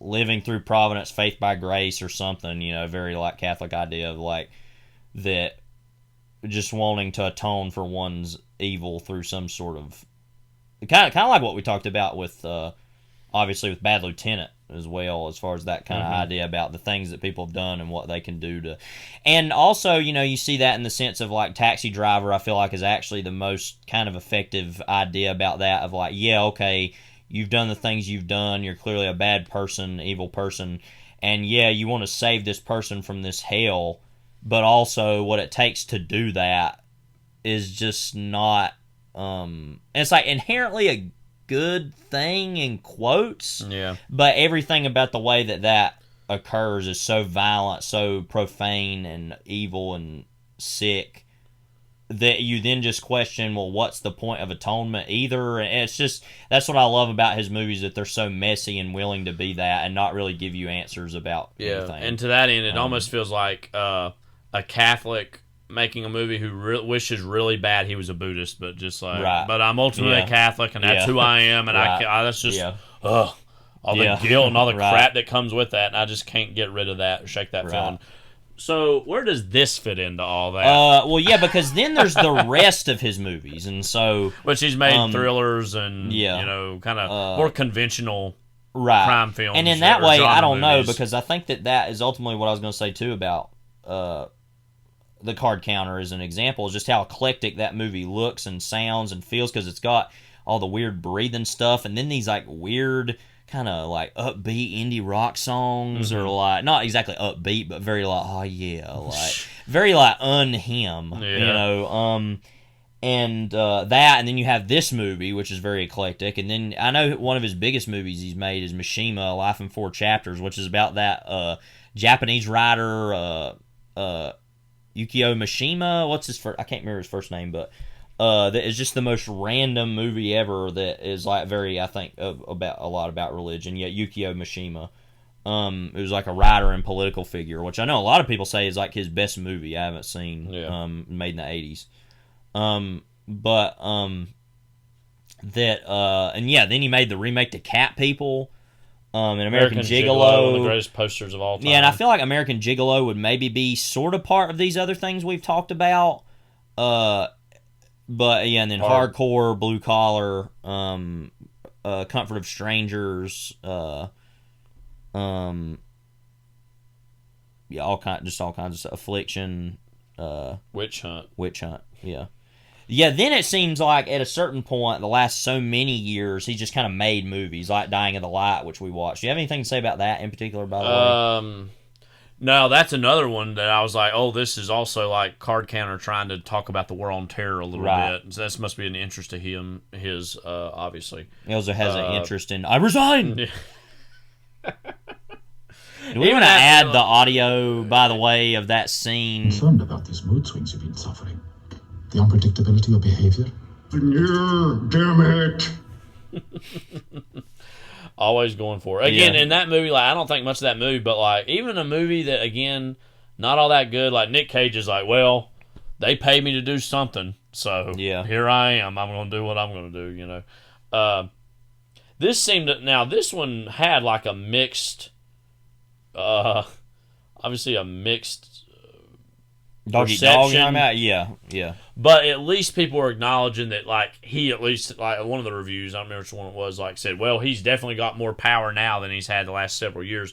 So this, in some ways, seemed like it revived his career a little bit, and then First Reform came along, and that, like, really... And now, that's... it seems like now he's back on track to make the movies he really wants to make, and he kind of got trapped into making the only movies he really could make, which were these more... Not exactly direct to video, but like very much trafficking in that kind of sensibility, which is strange for somebody like Paul Schrader to be making movies like that. Is just kind of weird to me. But it also kind of fits that mold in certain ways. Yeah. That was a movie, Autofocus, I was looking about that I think sounds so interesting. It's about like a true crime murder thing that happened, and it's like got Dafoe and Greg Kinnear, Rita Wilson.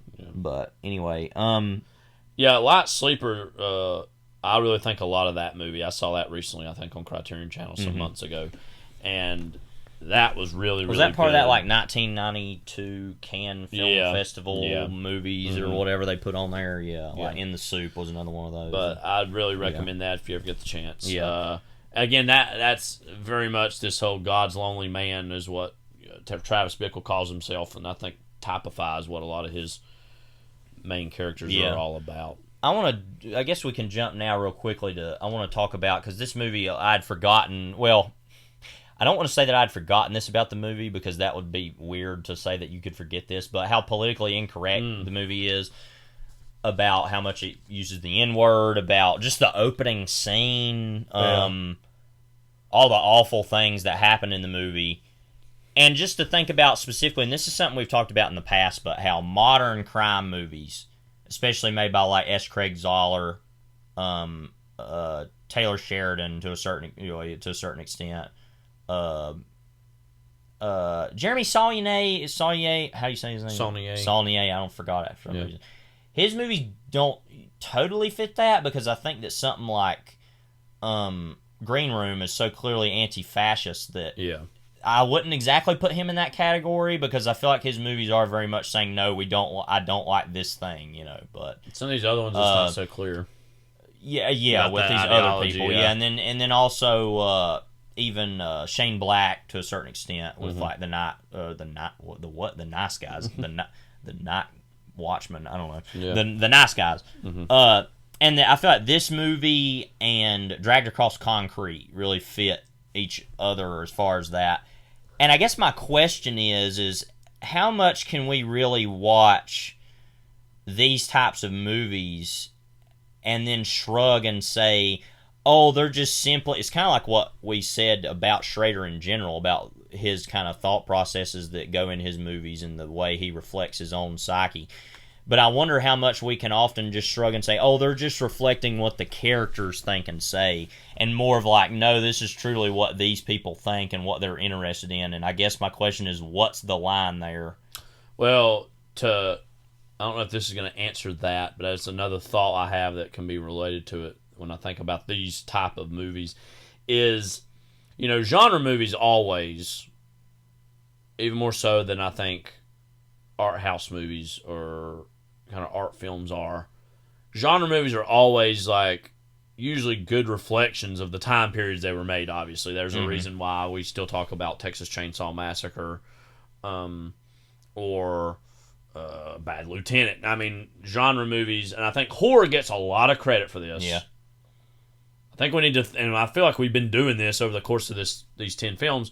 Crime films are the exact same way in terms of reflections of the time and places they're made. And in terms of this more recent crop of the ones that you're mentioning, I think one of the things you can look at with that and try, if you're going to draw any meaning out of it, especially some of these ideologies that might seem fairly right-wing or certainly, nonetheless, irreverent as a mission statement. Like they're not incidentally irreverent. They are irreverent because the filmmakers and the artists behind them are like, we want to make something confrontational, something in your face. You can't make a movie like Brawl in Cell Block 99 and not intentionally be like, we are going to gross you out. We are going to rub your face in the muck, oh Lord, what's the main guy's name in that? Vince Vaughn's feces. Like, we're going to do that. Like, Is that again? And I only I hate bringing up the term political correctness because it has such a politically charged criticism. And if you complain about political correctness, then you're a right-wing fascist idiot. And guess what? A lot of right-wing fascist idiots do complain about political correctness. So let me get that out of the way. But these movies are an explicit reaction against the political correctness of the Obama era. And I'm not even saying Obama himself fostered that. I'm talking about more the media and the era in which produced things like Parks and Recreation that, first and foremost, we should be kind to each other. We should be nice. And I'm not even saying those are wrong things to think because I'm a Christian and I actually fundamentally believe those are the right things to think. But there comes a point in time where that is just corny. It's just not. It's like, all right, and but what else? It's unrealistic. Yeah. What else? This is a really random thing to say for a second, but a movie like Patterson to me was the best creation of what it was almost an epilogue to the ideals of the Obama era, and I don't think Jim Jarmusch had these big political ideas when he was making that movie in terms of, I want to make this political film. But the politicalness of Patterson is in that, you know what? We should care for one another. And look at this community. And there's a guy who brings a gun in and is making threats, but let's take care of him. And let's not even only make sure that gun's incapacitated. Let's make sure he's okay as a person. Okay? And that, comically to me, and this is such a Jarmusch thing to do, one of the crisis moments is the bus breaks down. Yeah. And it's like, and the way the trailer looks, one of the trailers, I don't remember, it's like, it looks like it might blow up, but it's like, oh, no, everybody get off and, make the call, and everybody's okay, good. And it's like, that's, one of the plot points of the movie, or moments of the movie. It's just, very in tone with not only Jarmusch, but what the movie's about. That is the absolute best version of what I'm talking about when I'm talking about Obama-era politics and sensibilities. Because I love all that, and I think that's great. But again, something like Parks and Rec, or this this idea that we just need to be nice to everybody, and also just this vigilance in terms of, and this is something we could talk about a little bit too, and this is, I think, more complicated than I'm just going to throw it out there, but the importance of representation above all else in many ways, and that's what something Disney has clung to hide behind the fact that they're just remaking the same films over and over and over again. They found a way to weaponize the concept of representation to justify these things that they're doing. This kind of and there's the question that people have had about the stuff in Florida about LGBT laws and stuff that they're not wanting to adhere to, and all the money that is flowing between them and Florida for the Orlando resort. Also, let's just be honest, they just don't actually care about any of that. They care about money. And so that's ultimately what the problem is. So now this might be a very messy way to get to talking about these kind of movies, but I think this is all connected in a roundabout way, is that these movies, like them or hate them, and guess what? There's some of my outright hate, especially some of these S. Craig Zoller movies, but they're nonetheless an expression of this anger, and this intensity of anger, and this intensity of, I'm done playing nice, this is who we really are. Then I think that's a version of what this movie's trying to be. Now, that's not to say that Schrader himself is a Trumper or a right-wing guy, but certainly the history and the arc of his movies, of the types of characters he gravitates towards depicting, again, that doesn't mean he is this person exactly, but the types of characters he depicts very often have sensibilities, origin stories, predilections that in some cases have lined up with school shooters, mass shooters, the angry white man, basically, in many ways, is what his movies to various extents are about. And again, that doesn't mean Schrader is endorsing that. It doesn't mean Schrader is celebrating that. But I think he is just saying, well, what is this? Yeah. What is this white male rage? And again, I think ultimately, frankly, when we're talking 20, 30 years from now, when his career is all said and done and we've moved on from it, and people are like, what were his movies really about? I think that's going to be one of the defining characteristics that we talk about, is his interest in and depiction of white male rage. And I think there's a lot of filmmakers who are scared by that and don't even want to approach that abyss and try to figure out what that's all about. Again, his movies have consistently been about... He was doing it in the 70s. Yeah, I mean, going all the way back to that. And ever since, he has an intense interest in that. And so I know that was kind of a messy thing to talk about all that, but again, I think that these movies, love them or hate them, are this intense opposition to Obama-era America and a certain sensibility of political correctness that in many cases means well, but actually doesn't actually do anything. And not that these movies do anything. I don't think it's the role of art to, quote, do anything. I think the role of art is a very big topic. If you want to hear me talk about that, go read my Out of Pocket from last month about Vidal's thoughts. I think you might have even mentioned that. Yeah, I think I probably did at some point about just the constant preoccupation with people about, and we say this as liberal progressives, by the way. Liberal progressive Christians. Right. So guess what? We're a big fat mismatch on a lot of these things. But that, like, movies are not, and art is not intended all art is inherently political, but is not intended to be expressly political because, well, it's about telling a story. And if you're gonna, and a lot of the, like we said, a lot of the representation stuff for Disney has been a problem because it's like they said that's just masking their ability to just make nothing anyway. But that when you're so preoccupied by those notions that you just forego, actually engaging in, like, storytelling, then there's no way that your art can endure. And that's ultimately what Vidal said. That's what I say, that, like, and that's something that I said in this too, that DeLillo says the opposite a lot about, that writers are inherently against the status quo, writers are political, revolutionaries, blah, blah, blah. And I, and even you, especially as a lover of DeLillo, and I as a lover of DeLillo, I don't totally agree with that notion, because I think that if we think of ourselves only as that, or writers think of themselves only as that, then ultimately the society is always changing to the point where those works will just act only as that change and nothing will result from those and people won't talk about them anymore. And so, getting, though, back to what I want to focus on, though, is about Dragged Across Concrete. That because I think that a movie like this is just kind of ridiculous inherently, and, like, I think it's good to depict these criminals as being inherently bad anyway, because that's the type of people these people are. But what happens, though, is that in certain movies like this, like I said, especially Dragged Across Concrete, there's a lot of, like, anti-Hispanic stuff in that movie that is very clearly like, this is made to be a joke. Stuff that doesn't need to be there.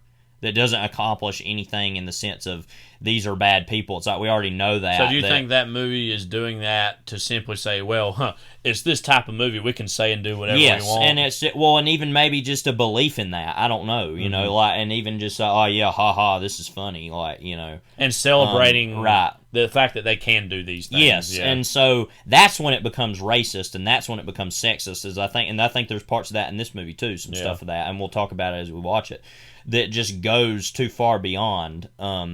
Because in something like Taxi Driver, and I've had conversations about this in the past, and we've talked about this on here before, but I've had conversations with people about that about Taxi Driver, and had to defend that movie as being, no, this is a specific political statement about this sort of person. Clearly these filmmakers don't actually necessarily feel that way, or if they do, they recognize that is a bad thing to have those thoughts, you know what I mean? Mm-hmm. But that with that, I feel like that works for the character. With something like this, or Dragged Across Concrete, where it's just clearly like, no, these people are just totally bad. There's not really a statement being made here. It's just like, and I actually had a conversation, interestingly, with someone that we know recently about nihilism in movies, and that nihilism is a sort of what do you call it? I'm trying to think of the word. It's that kind of release that you get from catharsis or whatever. And that they said something that I'm not sure if I totally agree with, but I actually made me kind of think for a while, is that they don't believe in the catharsis. They believe that, that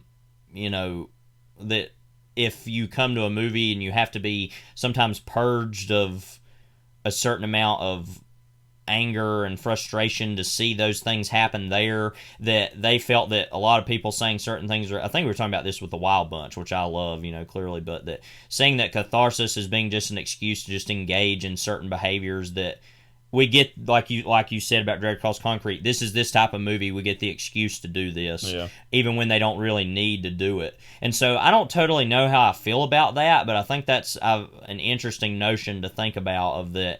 I don't know, do we sometimes say those things to just mask our own kind of sick obsession with seeing these things on screen? I don't know. And am I complicit in that? Are you complicit in that? Are we all complicit in that? I think so, to a certain extent. But I don't know. That's just a question I have a hard time, I guess, answering. But I think this was the movie I wanted to talk about that with, because it clearly engages in all those things. Absolutely. Let's see, was there anything else we were going to talk about? I guess I feel like we've covered a lot of the things we meant to say with that. So why this movie? Well, I think also with we talked about the Bogart stuff in the movie as being like a big part of it, and that going, like we said, kind of looking back on taking a trip down memory lane. as you want to hear about that, go listen to any other podcast we've ever done. It probably comes up somewhere. The Beta Club. I think I might be wrong about this. The whole podcast we did about historical filmmaking, I feel like you told that story on there. Okay, that's when it was. That's when it was. Yeah, but I think we said, let's take a trip down memory lane, and then I told that story. Okay, I think I've told that story multiple times on here too, and other stuff. But when you do 60 of these plus, it's hard to remember what you said when. But that with this, I think it represents that sort of looking back and seeing like, oh, all the crime movies that influence a crime movie like this, and it's kind of a pure distillation of a lot of that anger and gore and violence that these movies typify, I think, all put into one movie with no real purpose. And that, like, some of the other movies we've done have not been exactly like this, but when I think of this, and I think of Bad Lieutenant especially, I think of movies that revel in look at what we are and look at what we can do. Like both of these movies, I feel like do that. And obviously, I think Bad Lieutenant's a cut above this in terms of I think it has something really big, fundamental things to say that I'm not sure if this movie does. But nonetheless, this movie is a reflection of this thing that we were talking about in terms of this like intentionally politically incorrect cinema of the 2010s, which likely will be its own subgenre of study and fascination for people in years to come. And that normally you see that only with those certain, like I said, those kind of more direct-to-video, like, just those movies you see in the bargain bin somewhere. But this is a Paul Schrader movie. It's supposed to have a little more import than just that. And so I think that's why we're kind of doing it as like almost the arty version of that type of movie. But yeah, and I can't think of a better, more self-destructive movie to end this whole run of films. Just blow it all up. Want me to blow it up?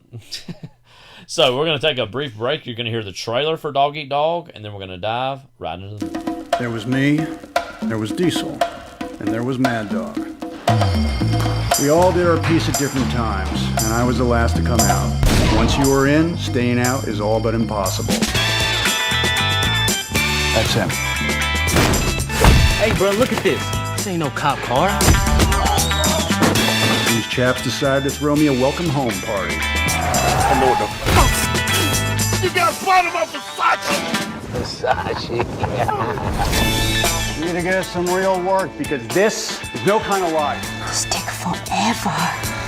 So what's the gig? This guy, he's got a 1-year-old out in the Heights. I need you to snatch him. I don't know, man. Kid's still a baby. He ain't never gonna know. If he was 4 or something, I'd never be doing that. You wouldn't do that. This is the game plan. Big job for us, baby napping. No, that don't sound so good. It's not, and I'm not saying it is. There's a gig, and there's a lot of money at the end. You run away to Hawaii. It never works out. I think it does sometimes. You just don't know about it, because they run off to Hawaii, and you don't ever hear from them again. You have absolutely no idea how to control your emotions. Just take our money. We won't say anything. We're gonna call the police the minute he gets away. No, we are not. I didn't want justice. Am I under arrest? I just wanted what I wanted, just like everyone. Well, you guys are so You scared me. Why? Am I scary? You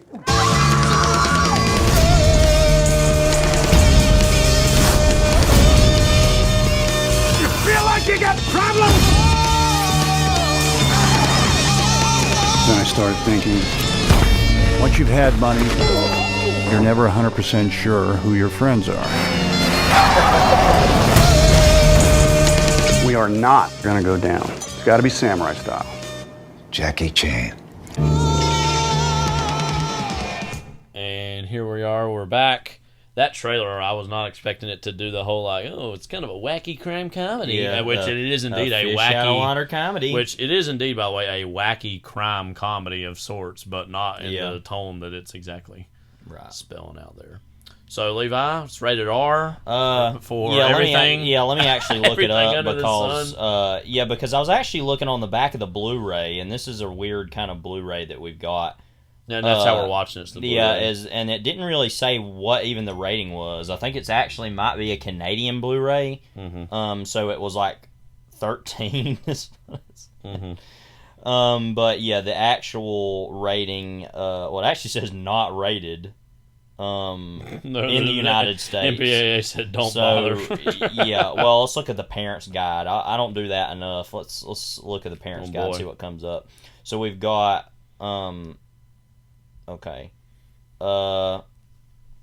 sex and nudity is severe. Some kissing and talk of a pedophile. I don't remember that, but rumors of a pedophile. There's a close-up of porn displayed on a computer. There's a strip club scene with topless women. Character Mad Dog plays with a stripper's vagina. A woman offers to give a man a blowjob for $300.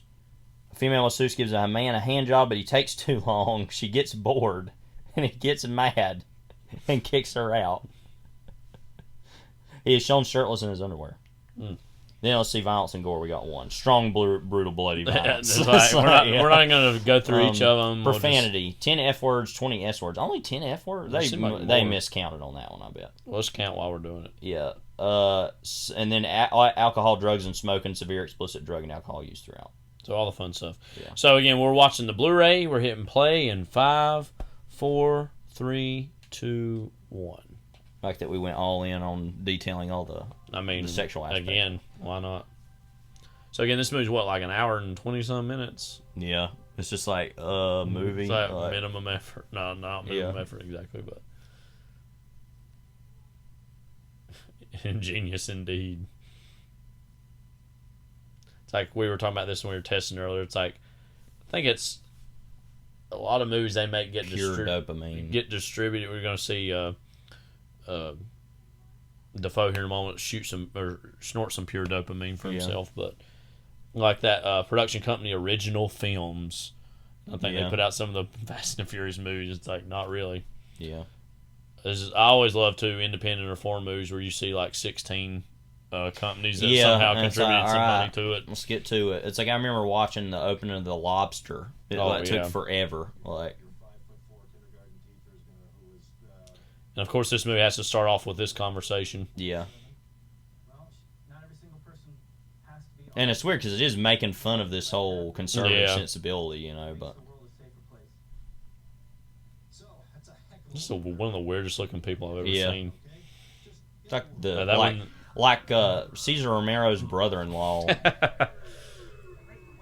And the wallpaper in this house. Yeah.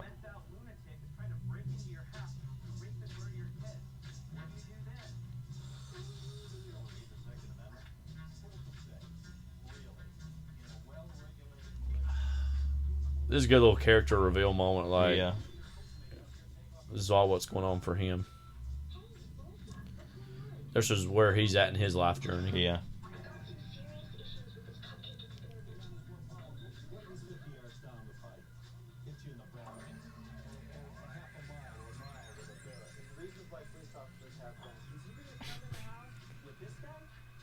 So reminiscent of he's lost in a cloud. Yeah, reminiscent of the scenes in Taxi Driver with all the guns too. Yeah. It's like, yeah. I wonder how many guns Schrader owns. Probably quite a bit. Yeah, because wasn't he at the point in his life when he was riding Taxi Driver, he slept with a Magnum under his pillow for months or something like that? I think that's the story. I'm sorry, sir, but I'm on disability and I can't give you any money. Oh, that's okay, sir. We're not looking for any donations. I just want to get to know you somewhat. For instance, what do you do for a living, Mr. McCain? I've got fish. Yeah, this whole thing about the cupcakes. I work in a cannery and I got a special knife to gut fish. Well, that is interesting.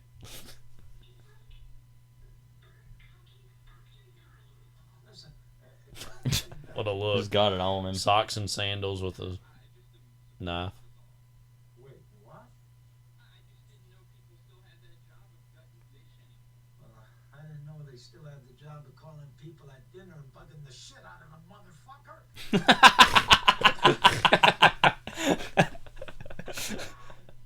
Now that room's blue. Oh, Yeah. well, it's like...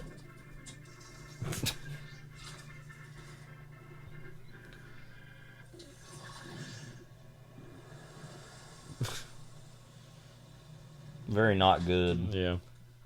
Oh, Jesus is He's there. a very troubled man.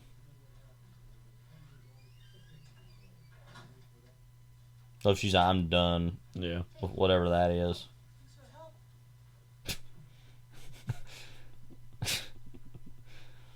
Oh, God. It's like, what lies ahead? Yeah.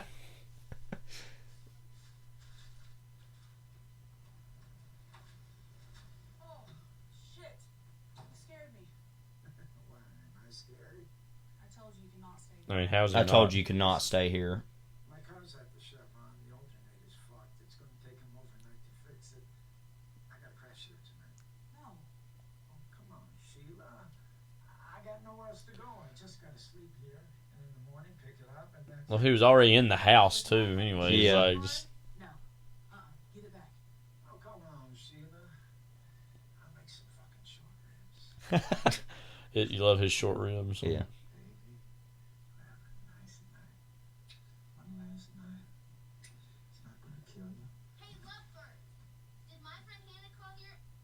She looks almost exactly like the mom. Yeah. No idea. She did. And you heard her, didn't you? And you just erased it. I didn't hear nothing about no cupcakes. Just go upstairs and call Hannah, honey. So obnoxious.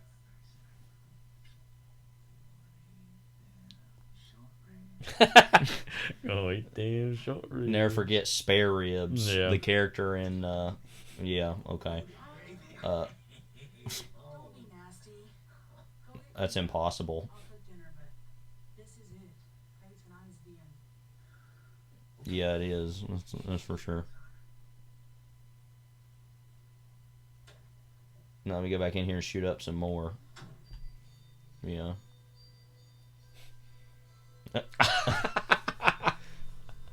Looked like he was gonna do a whole like Steven Soderbergh there and Schizopolis. There's a lot of times I honestly truly forget that Dafoe played Jesus at one point. Yeah.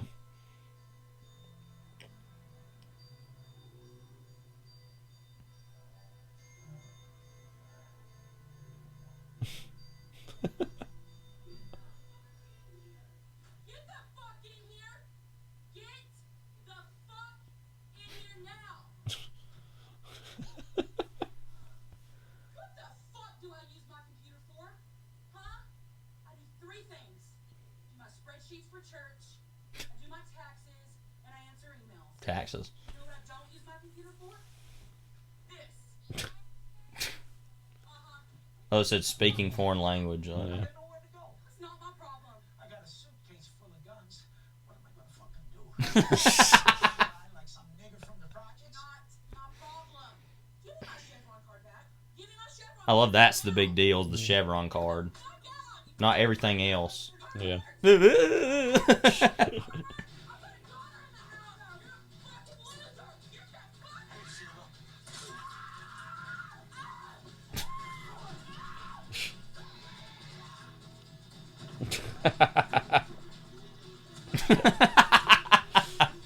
So terrible. You feel like you got problems. Mm-hmm.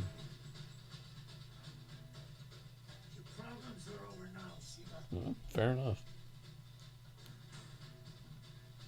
That's the one good way you could look at it.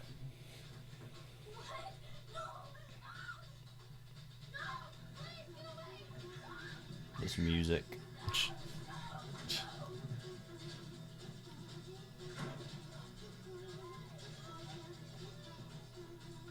He had all his guns up there. Mm-hmm.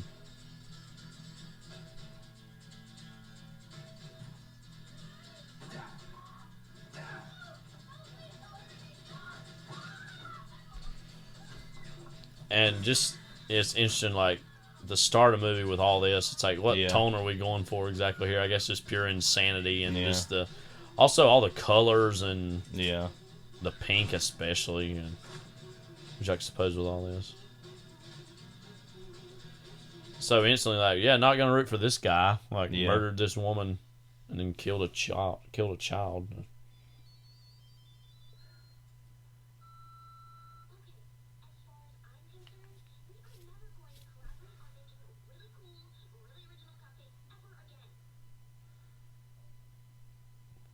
Well, it's true.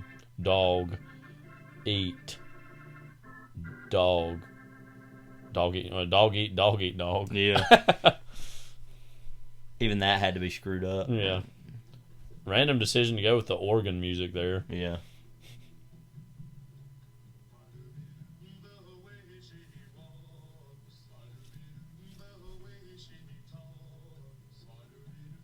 Now we're in the black and white. Like, that's one thing I always remember about his movies, that goes from all that color to like, oh, now it's black and white for no reason. Like, it's not even like a Oliver Stone movie where it kind of sometimes makes sense. Well, some of his movies do make sense with it, others don't. But there's Diesel, the man. Because Natural Born Killers just doesn't really make sense as far as like, why are we doing this in black and white now? I think David Ehrlich in his review of this brought up Natural Born Killers.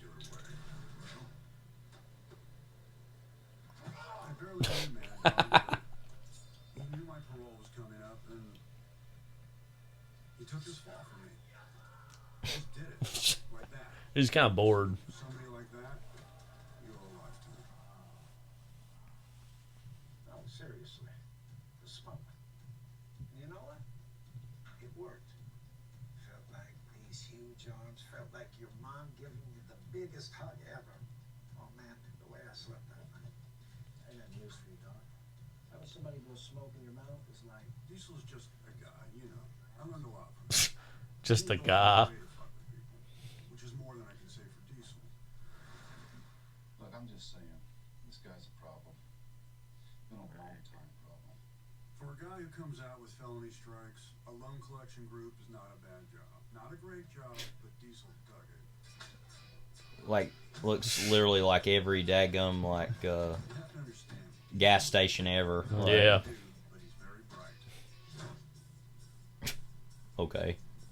In another universe, this guy could have been a lawyer from Stanford or something. I don't think so. What we see the rest of the time does not back that up. But maybe it's that Nick Cage's character is so stupid. That's what he thinks. Like, Counseling. This asshole cop I knew planted 28 grams of coke on me. An ounce. Not a lot, but it was packaged for sale, which is the part that fucks you. Bail is denied.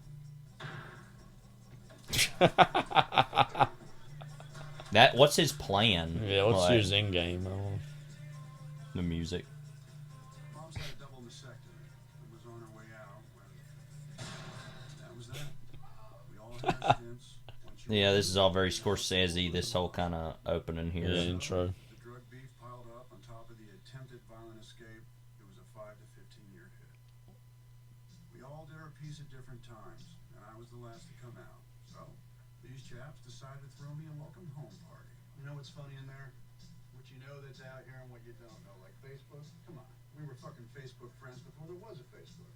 But the red fucking jeans that hugged the Element's leg, I had no clue. What? Take care of this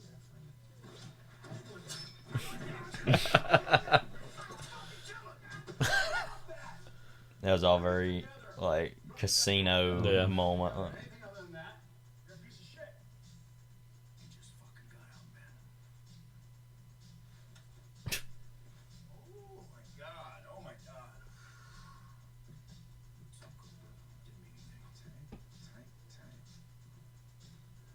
It's like just hanging with the boys, you know.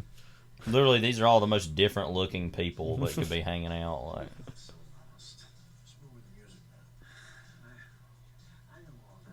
Dafoe and Cage make sense because they're a little more closer in age, but Diesel, I don't know. mm-hmm.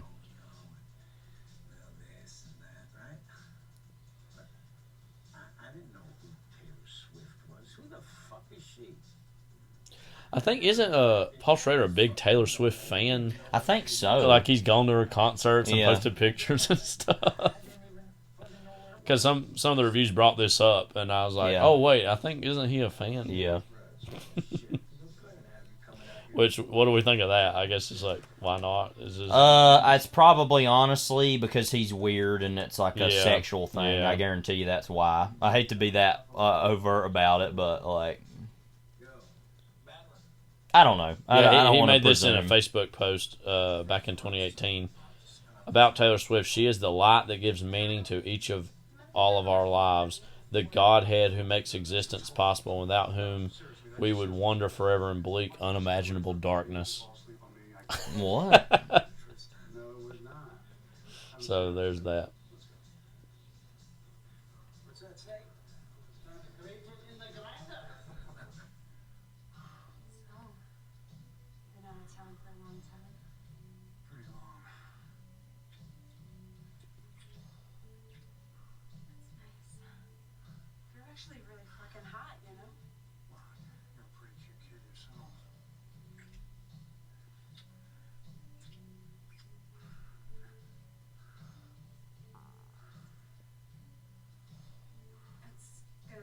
$1,500. Oh, yeah, they took care of that. No, they didn't.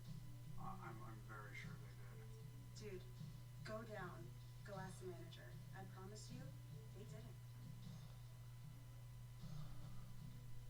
Once you've had money, you're never 100% sure who your friends are. What? When I was away, there was always money on the outside for Mad Dog and Diesel. If, his mom needed an eye operation, shit like that. They always knew it was there, and God bless their little hearts, right? But it colors shit a bit. I wonder what this group chat looked like. Yeah. Like, yo, mom's got a effing cataract, bro, like, or something like. I got that S, bro. Like.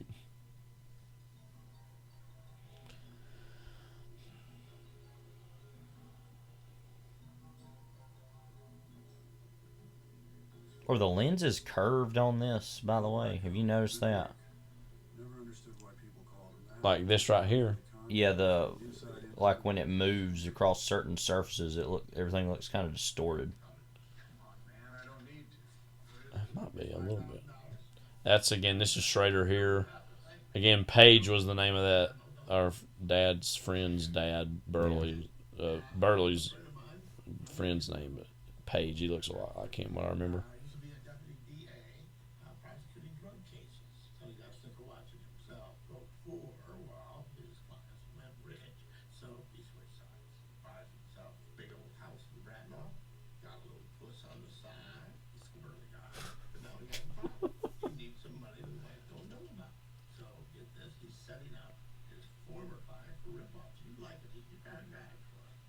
Also, he's playing a lawyer. He's like, oh yeah, lawyers, like, yeah.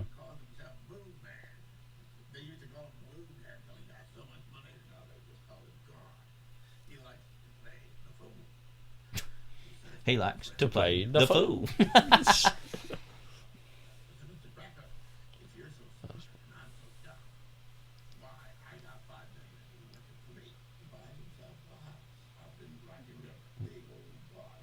What story this has been already? Oh, that was something that the reviews mentioned, is that it moves it to Cleveland. Yeah. I think the story, it wasn't L.A. I think originally. But I'm not even sure where Schrader is actually from. New York, probably, or New Jersey.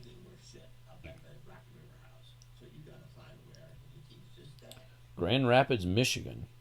Oh, okay. I could see that. So what do you got? You got Diesel. Yeah, and no, not bad. You really shit. You he loves me. Like your old fudge just. That Schrader's voice is so signature. Yeah. You keep him away from me. Those paranoid types make me scared. I forgot too that he was recently hospitalized for COVID and pneumonia. Mm-hmm. Had breathing difficulties, but I think he's out of hospital now. He's a big smoker, I'm sure. So. Yeah. These little things they do, like I saw in a gangster rap video. Look how bad that police looks. Yeah. Who gives a shit? Doc, I guess we just staked out his house, right? You know, just parking the barn. Just sweat it out, right? That's all you can do, because what are you gonna do? That's him. Serious? That's the guy.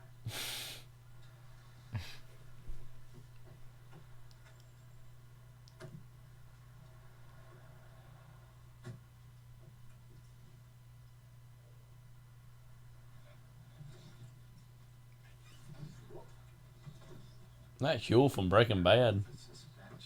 I don't That think actor. so. Maybe not.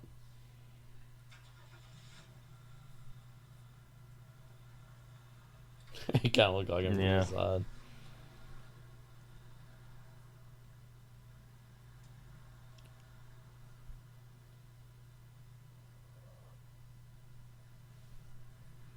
That's how bad that police car looks. It just looks worse the more I look at it.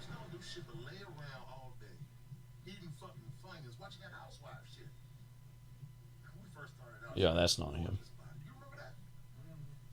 It was thick, but it was like Beyonce thick. Well, there's a shape to it. Now she just got this big old fat ass. She always busted my balls whenever I'm out with a bitch. I mean, 90% of the time, shit be about business. This is the type of business where you gonna meet a bitch like that. Just all charming conversations, Yeah. no matter where you turn in this. Goddamn granny. Shit, act like it ain't shit, man. What the fuck is it? That shit, man. Couple of pigs want to roust a nigga. We clean though, right? Except for the pigs. Turn right here. Make sure you keep your hands up, alright?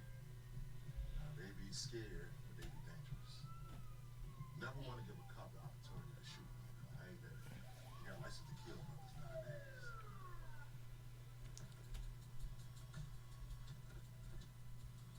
And all these cops get out. Mm-hmm. Of a not Like cop one car, Yeah. one fake cop car, 3 cops get out.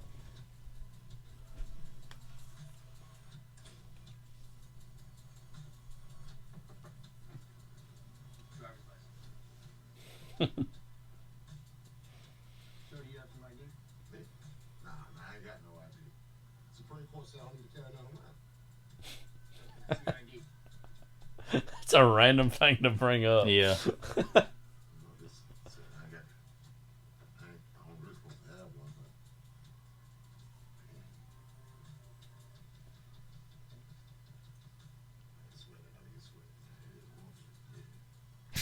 Yeah, it is BS, all right, but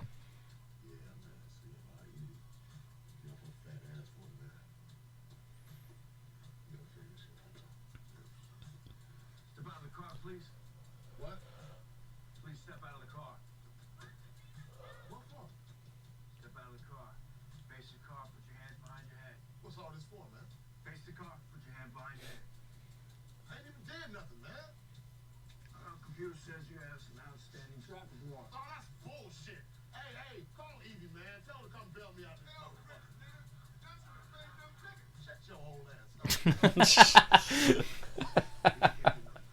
Oh, they were listening and hearing that, and then there's been more than 10 F words, by the way, at this point. Yeah, I just want to say, at this point already. Yeah, so I wouldn't even think to count, but yeah.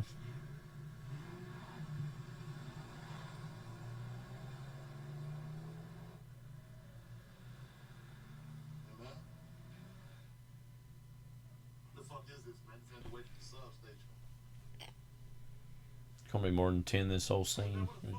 It's 2 already. 3, 4.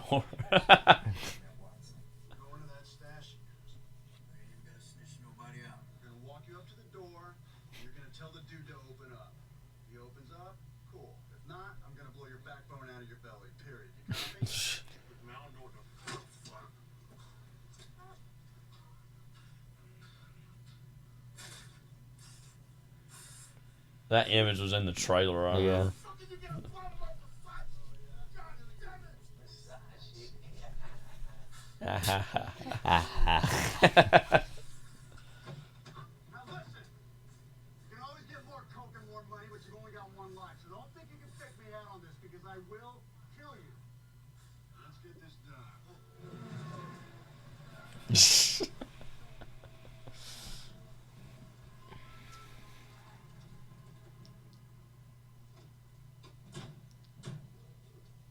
They're cooking up a little scheme here, aren't they?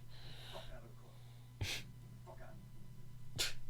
this ain't my trap house, man. Lower your voice. You know it is. Keep walking. Y'all see this shit, right? Shut up.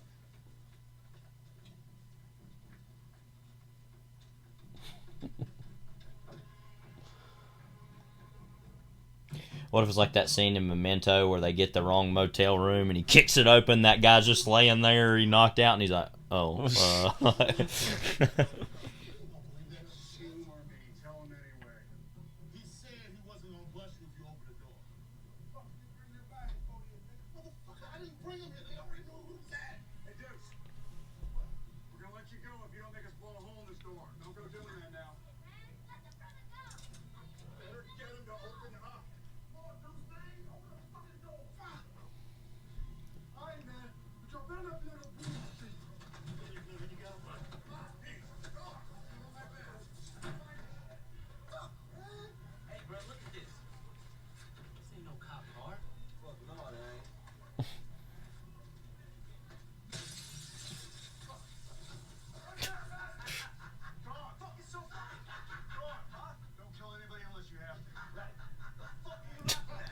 He's like, yeah, I will.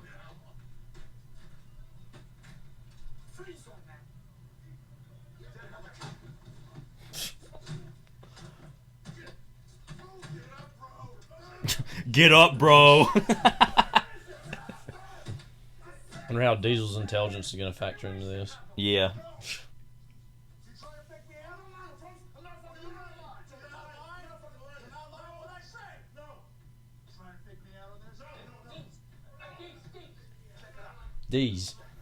D's nuts. Check it out.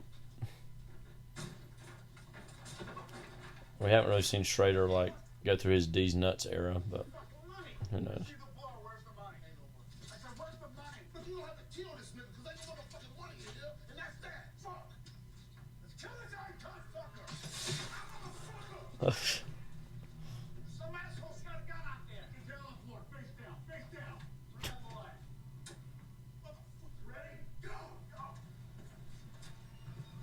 Like that, he saw like True Detective season 1 and was like, "Let's just do that whole scene again." Like, you know, the long take. Like, yeah.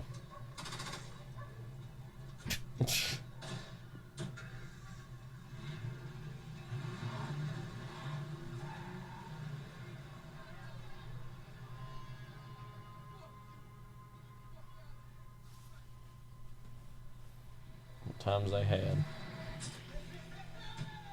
Living large. I mean, it's like when you got enough for a $30 McDonald's order. Yeah. This is how you celebrate. Ah! When you love to party with these guys. Him with the hat on. Talking nonsense. Orange juice on cereal. No sound with it, too. Another talking nonsense. I'd like to put all this on 1.5. Yeah. Wow. Alright,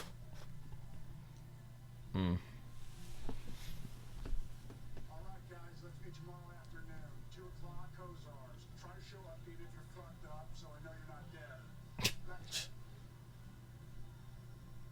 Because they would just definitely be dead. I mean, like, yeah, who the hell knows, you know? Of how he's there, they disappeared. Mm-hmm. I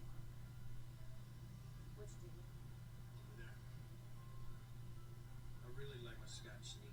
This fucking bozo insists that I take it on rocks. Why is that? Because the management has determined that when people drink drinks without ice, they become drunk too quickly. So I kind of laugh at this. And he poisons my drink with these 2 fat fucking ice cubes. Well, that's interesting. Yeah. Check it out. This is a spa, maybe. You can have the body rejuvenation for $180. Ultimate hydro bath plus neck massage. Creamy body scrub with hand-dredged organic sea salts.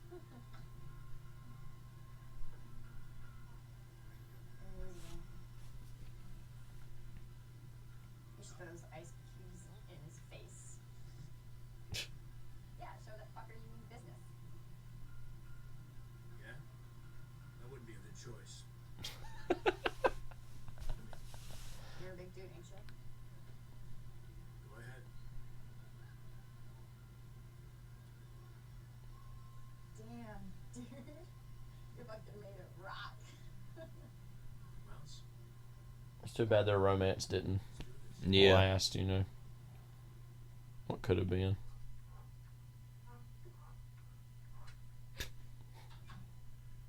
Have you ever been to Nice? You see that, though? How it feels like it's like curved or something. Plant. It's a beach town. I guess you could call it like a resort spot. Let's get some jams up in here. And my mom and dad took me there when I was a little kid. Oh, shit.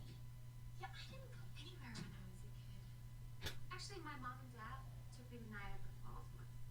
It's the most incredible thing because when you're flying in, it's like this blue sky, and then the water is so blue, bluer than your eyes blue, and then the two reflect each other and bounce off the wide of the plane. I want to go back there. Making some money in the next couple of months. Want to go It's there? all about reliving that, you know, that moment. Is this like Atlantic City? Stay in a bed and breakfast, get out. It probably would be something like that, you know. You're a real cutie patootie. Thanks. You got that classic movie star look like Marlene Dietrich. I gotta be your Bogart. You can be my Dietrich. You like those classic movie stars from the 30s, like Cagney, Bogart, Edward G. I like those guys. Me too. Okay, so if you want me to go downtown, it's an extra $300. But I'll make it worth your while, because I know how to do it right.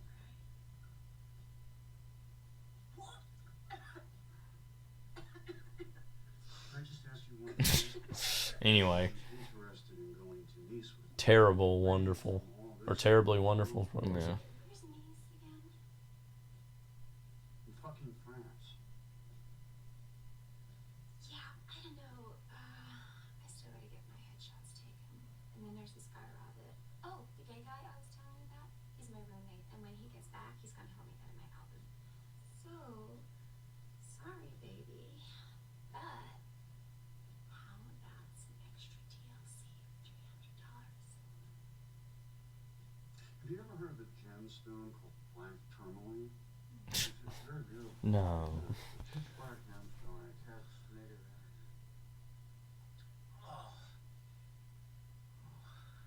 Why do you have to make such a problem of it? Just relax. Let it come. I don't know how to make myself come. Just go eat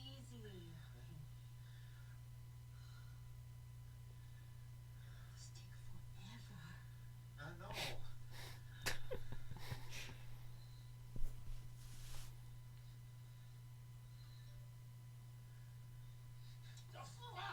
The fuck?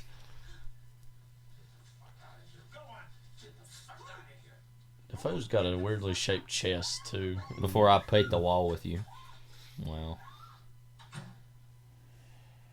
Young love, you know. Yeah. Not really. It's like that. No. What a contrast.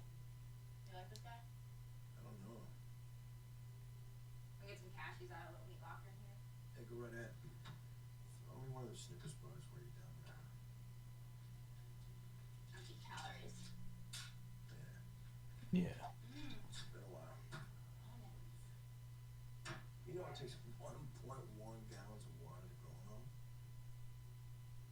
Fucking crazy. Oh, I love it's like this is the he's smart part of the movie. Yeah. I mean, they told us he was. He did a bunch of knife wounds to the heart. They said it was self-inflicted, but I never believed it.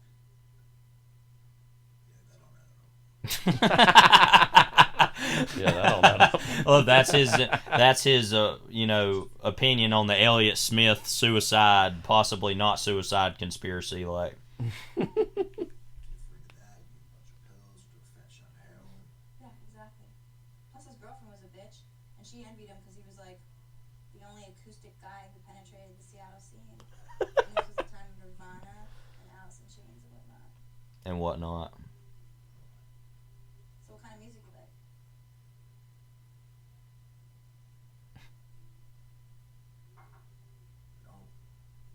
Don't like any?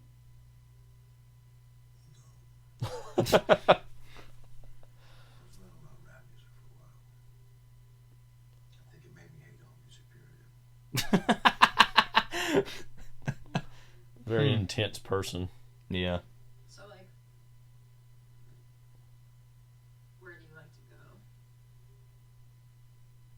What do you mean? I mean, I'm just saying, you said you don't really like Cleveland, so like, where do you like to go hang out? Where you like have fun? The mortuary. Alright. I mean, like, what are your friends like? I don't have fucking friends. The fuck is this? What? The 20 fucking questions. You know what's up. Excuse me? I thought he wasn't even really looking at her. Yeah, He was like you know looking what's over up. there somewhere. You knew I was in prison. No, you didn't tell me that. Yeah, but you fucking knew from when we were in the bar. And I said it'd be a bad move for me to hit the fucking bartender. I said it would be a bad choice for me. And you had this fucking look in your eye like, yeah. No, I didn't. I don't know what the fuck you're talking about. You don't. I gotta go. Chill. I gotta go. Look. I'm sorry. Please take your hand off.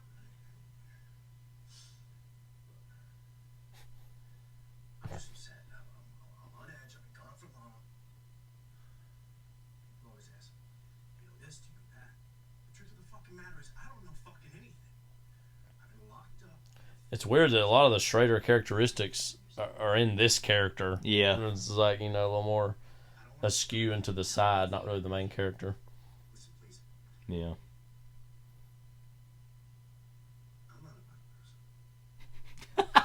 Yeah, that much is clear. You literally just smashed a glass because she was asking questions. Like, I've got questions. Exit.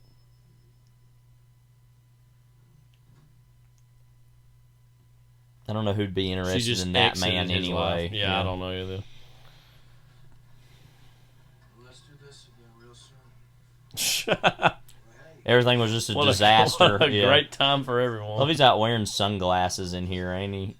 Nicolas Cage. Yeah. That's my gratitude to you, Troy, for hooking this little adventure up. Oh, boy. We're buttering up. It's gonna get ready to hit you up This ain't a thing. I bought that girl a black tourmaline bracelet. Now that shit's on eBay. I told you not to fall in love. A fucking plus. We need to get us some real work, Jads. We need a big job, a grown-up job. All right. Fucking love, check it out. You cats not freaking out about this? I've been out longer than you guys, and I'm still freaking out about it. What? What is it? Carpeting. You know how much bare feet. If you had that privilege in your cell and they didn't notice you wasn't wearing your shower flip-flops on your downtime, all you felt was that cold concrete with boogers and jizz on it. This is like, dig it, man. Come on, man. This is sweet. This is like soft shaved pussy. You have been locked up a long time. You know what I mean. I'll get us a real good. Anyway, yeah, I'm not gonna acknowledge any of that. That's the most Cage moment in the movie, I think. Look, meanwhile, like, dang. What a disgusting movie. I think this is one of the reviews. Let me look it up real quick. That had a line that I was like, yeah, that kind of sums up this whole thing. Might have been one of the first ones. Was it the Glenn Kenny one? Might have been, yeah. For New York Times.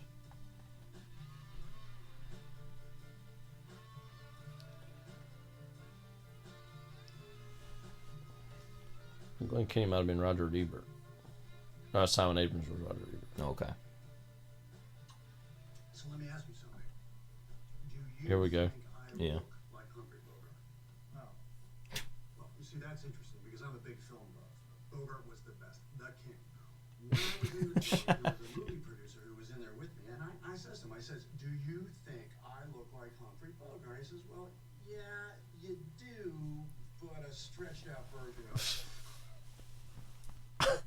It's a fantastic story. I don't bring to stuff like this. No? Nah, they just know what they Nah. Okay. Should we order a bottle of wine? Yeah, that sounds good. So, Greco tells me you're a heavy guy. I'm not referring to your weight. I mean that apparently you are a gentleman of some power and influence. It is a shitty economy out here, so we all gotta work overtime all the time. This is the only guy in the movie that makes half sense, and even still, he's like a criminal. Yeah. That's good. They have a dinner steak with the cottage fries. That's the only thing. Dinners? Yeah. Yeah. So this guy, Mike Brennan, this creep, this deadbeat that owes me a lot of money.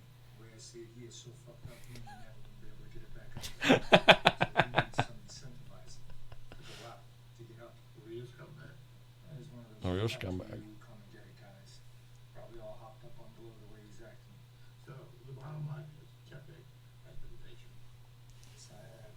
What do you think the deal is with this whole, like, restaurant? It's like the whole idea is like, oh, we're inside the vault, like we've made it, like, you know what I mean, like an implication of like, oh, we're in the. It's like vault, if Hudson used to have a little like 50s diner called Happy Days. No, it's Pastimes, no, I think. Well, yeah, it might have been. You're talking about in the bottom of the drugstore, the Hudson Drug. Yeah, that was Pastimes. What it was called. And had a car in the middle. Right. You could sit in and say, "Oh, if you got the car seat, right. you knew you're living in style." Yeah, you know? yeah.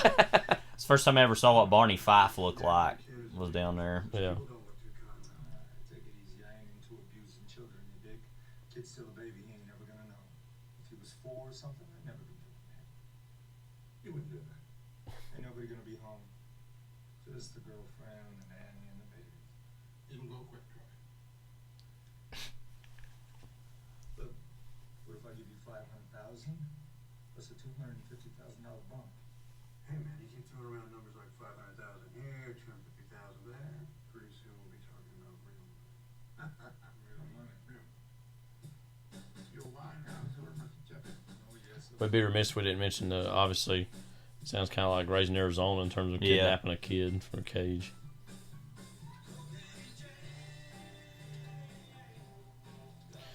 You're not really overly in love with that movie, I know, are you? No. And I'm not as No. much as other people are myself, but I do like it maybe a little more than you do. But It's all right. I think it's good, but yeah. Not to be rude, but can you give the omen a break? It's important. I'll be back. Please don't be. Fall in love, sort of. Really gets me going, man. She's something, but I can't really figure out what she is. What are you? She doesn't taste more than me. She's something else, man. I don't know. She said something like she was in India or something like that. God.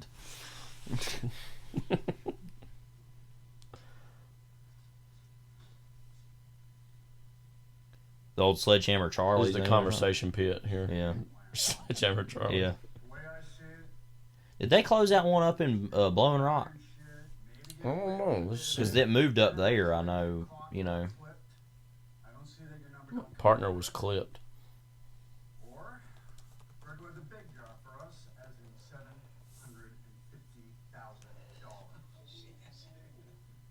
Fucking baby napping. Well, that sounds good. Not, and I'm not saying it is. But my feeling is, where we stand right now, the small job thing isn't going to cut it. We're talking $500,000. Is it still there? Well, I think it is still. Oh, okay. That's $250,000 for each of us. Now we can do this. My vote is that we should do this because this is no kind of life. Fuck no. 100% not. Meaning, if it came down to it, I would literally eat a gun before the cops would pinch me again. I'm telling you, I can't do it. I got 2 strikes. Well, we all have 2 strikes, so I think we are agreed that that cannot happen. Absolutely. And I think we all understand that there's no way we're going to get a foot in a straight world without some serious dough with which to start businesses with, and we aren't going to get that. Well, I'm confused now because I'm putting it in Google Maps and it's not popping up. It's probably an old website you had up there. Yeah. Used to be one in Lenore. For all you Caldwell County listeners, know what we're talking about. I want us all to agree with this particular gig, there are only 2 options. Option 1 is total victory, and that is what I am planning on. But failing that, we are going to go down. We are not going to get clipped, and one guy gets up yet, no. Gotta be samurai style. Jackie G. All he's saying is if we get a slap on the face, we go down together. Yo. What? What? Fucking thing that you always hear about. When there's a gig and there's a lot of money at the end, you run away to Hawaii. That shit never ever works out. Does it? I think it does sometimes. You just don't know about it because they run off to Hawaii and you don't ever hear from them again. Why is that funny? Diesel, I understand what you're saying, but we painted ourselves into a corner. Now, we have to paint ourselves out. Not really. You could Yeah, get I was- normal jobs. Well, I was just thinking, like, the whole corner is like, oh, we just can't get a real job, and this is all we can do. And women don't want us. Yeah. It's like, yeah. No. So, like, yeah, well, whatever. We're dirtbags anyways. And we totally don't need to do this, but oh well, we will anyways. Love how that went on that long. Yeah. How much you think it's worth? 5 to 10 million? You should know you got some money out, Troy. It was a long time ago.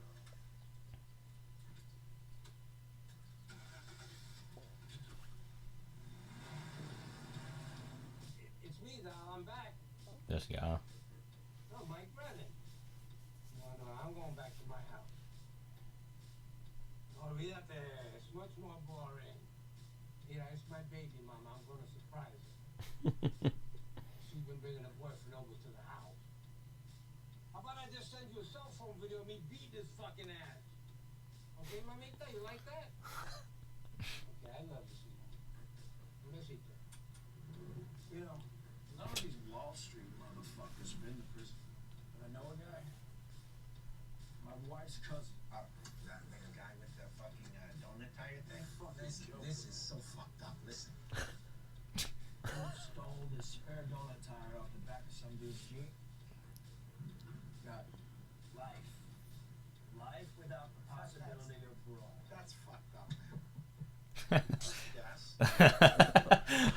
Well, there's multiple times there's been a conversation going on and Cage's character just disregarded it. Right, they just don't even care. Yeah. Yeah, this whole movie, it's like they're talking past each other. They're not even really paying any attention. Like, the way this guy's walking around.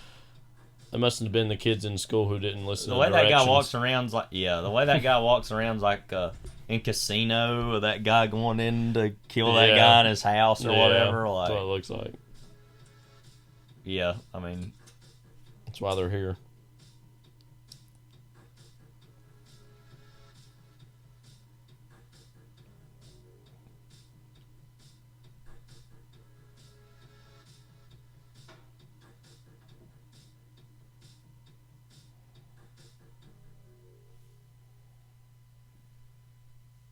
So yeah, the problem comes up here that he's there waiting on somebody else.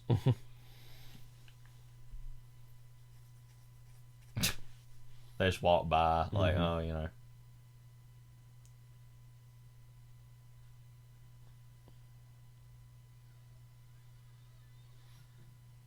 Wouldn't you hate to hear your door creep open and then Nick Cage is there with a gun along with Willem Dafoe and some big bald guy? And you're like, Diesel? Is that you? Yeah. He's like, we're going to have ourselves a good old time, basically. Like Diesel, unleaded, and whatever else there is. What's the middle option? You know, premium, I don't premium, know. Yeah. Or the member Oscar Isaac played standard in Drive. Yeah. Where's the deluxe Right. version?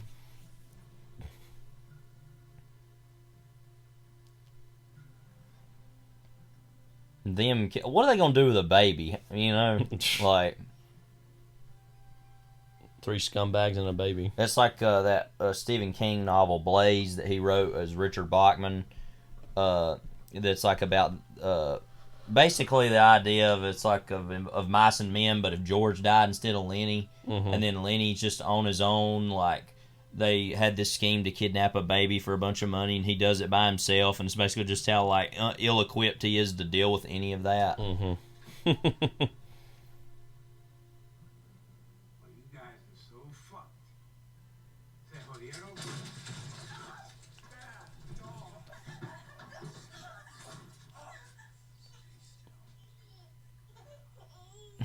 Stay still, think about it all. Wow. Where's the thing you put in the fucking baby's mouth? What's it called? Dick? No. Oh my god.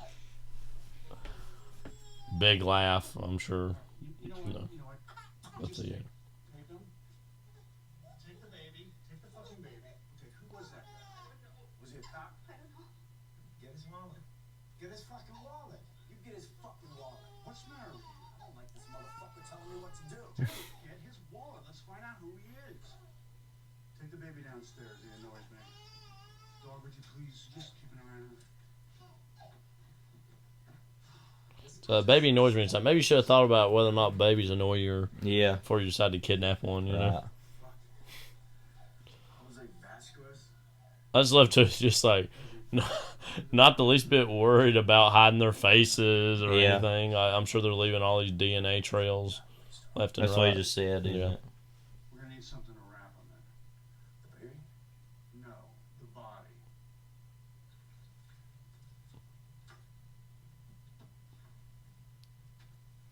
Oh, there's just this massive shotgun blast, and then nobody's come to check on it or anything like. It's just it's just different time, I guess.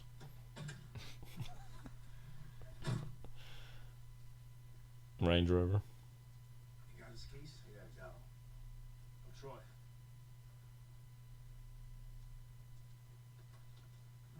You guys take off. I'll wait for the mom. There is no baby seat. Don't mind about that. Just get in.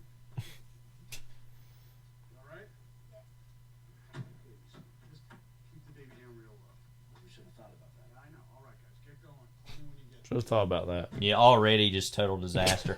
Well, they go in there. They didn't bring anything with them except guns. Like, think a baby don't need a million things, you know? Right. There's a chance for him to reflect on everything. Sounds like some Mark Mothersbaugh music or something. I was gonna say it sounds like music from Life Aquatic. Yeah.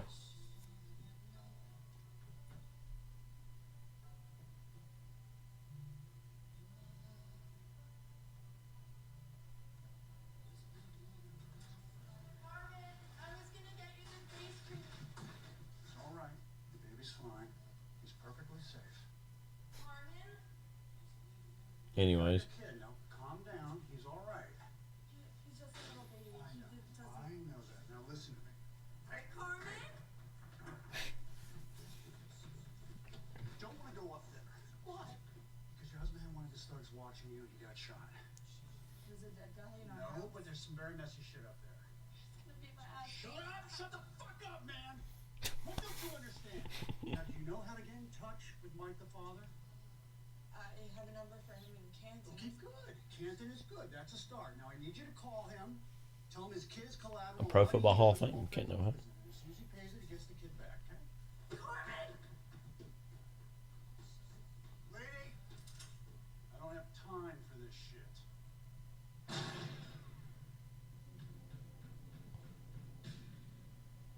Well, none of this has been very successful. No. Some would call it a disaster. People are saying, anyways. House looks like it's in like England or something. Mm-hmm. A house in England instead of a field in England. Yeah, well, it would be a better movie, I bet.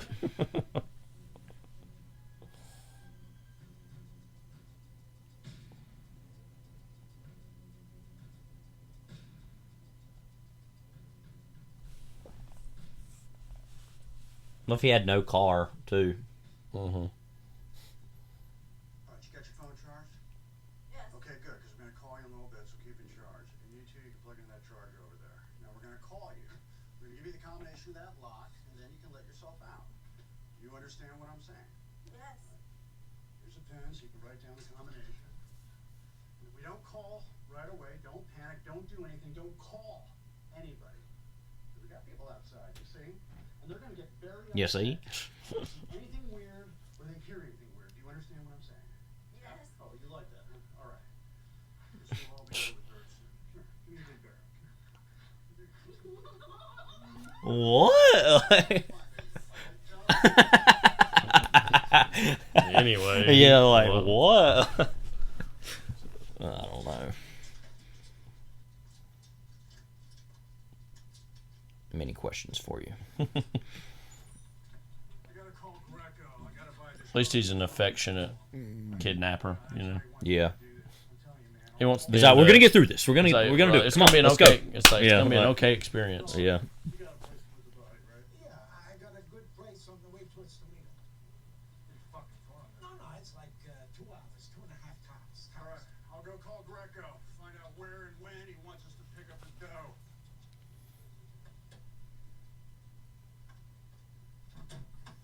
Have you noticed that though? How like everything looks like it's curved when it's turning. I don't know why. It must be the way they've shot it. Yeah. Sometimes wide-angle lenses do that. White didn't show up, so if you can get me a contact on Brennan, I'll arrange for the ransom myself. I don't think so. What do you mean? Did you guys have to encounter a problem at that house? We did, in fact, yes. I thought maybe you did, because that Brennan guy hasn't shown up or anything. Nobody's heard from him. He's disappeared. No, we didn't deal with Brennan. There was a soldier in there, some Mexican guy. That was Brennan. I don't follow. He has like a Mexican mom and an Irish dad, and he's totally Latin-looking dude. So Totally didn't need to be in there. Yeah, at all, but why not? Because on his ID it said Joe Vasquez. Look, Greco, I'm not sure about this, okay? Well, I'm sure about it. I'm 100% fucking sure about it. You shot the guy. What was the guy that was supposed to pay the ransom money? So what's what? I mean, what are we gonna do here? I don't know. I mean, Jimmy's not going to be happy about Brennan getting whacked. But on the other hand, you didn't try to cheat him, so he'll get over it, I hope. I mean, he has to understand that there's a certain likelihood that the You don't guy... have to understand shit. He doesn't understand shit. He's a stubborn, fucking, pig-headed beaner. But These people are all just so great. Yeah. You know? I mean, look, we're almost out of gas here. What's that supposed to mean? It means we're out of money. We were counting on this to work out. Everyone's down to their last nickel right now, so... That's about us. Meet me in the morning, 9, I need you to talk to your accountant or your banker. Drag out a new Captain path forward. Tacos.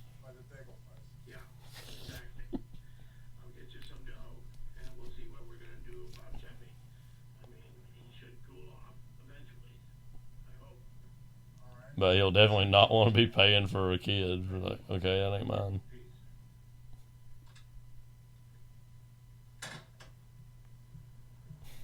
Well, he did that. That wasn't where you put the phone down, but he did it anyway. Meanwhile,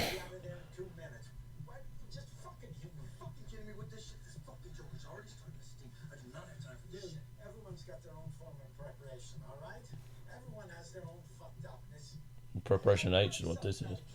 Everybody has their own damage and malfunction and whatnot. And mine ain't any worse than yours is. And then I ain't any less in control than you are. So, fuck out of the fucking car. yeah, we're well above 10 F words. Yeah. Taylor Swift. Look alike contest.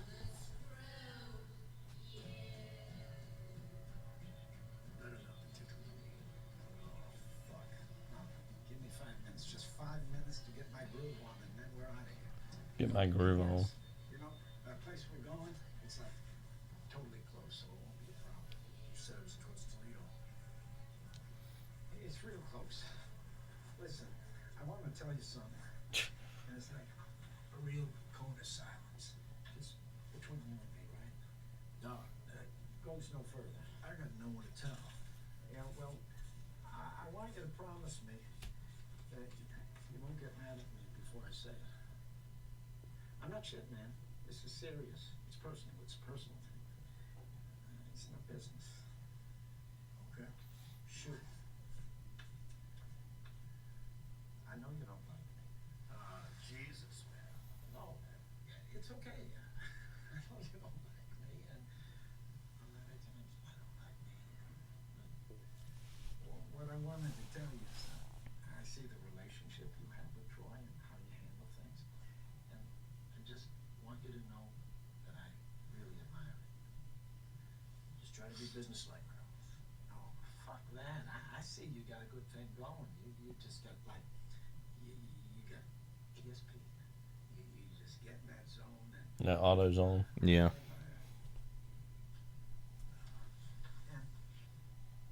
I guess what I'm saying is I always wanted to be your friend. You just got such a personality, you know. Yeah. Be real.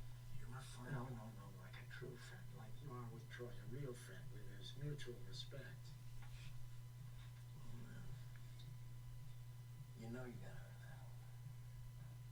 I understand. No, I get that. I respect that. Absolute. But Absolute. Not absolutely. Absolute. it's just there's this thing that I won't tell you. I'm dying to tell you, but By the way, there's like 20 some minutes left. Wait. Just finish this, man. Right, okay. No problem.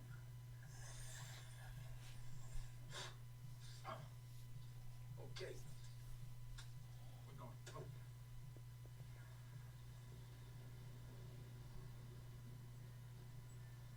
What is it, Don?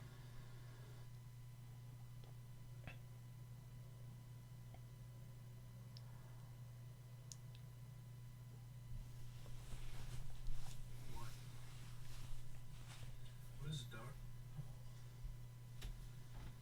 I mean, with what we've been through, how fucking bad could it be? Seriously?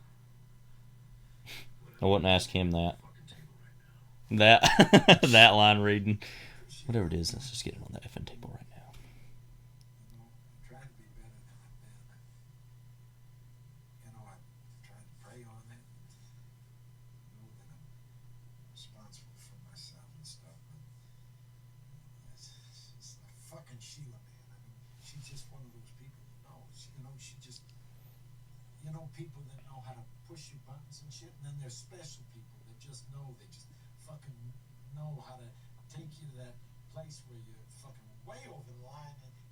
does that, man. And it's like she wants the worst thing to happen. Well, she took it to that place. Yeah, she was clearly unreasonable. Yeah. So how unreasonable of her to find porn on her computer that I was looking at and be mad at me for it and want her Chevron card back. Yeah. You dig?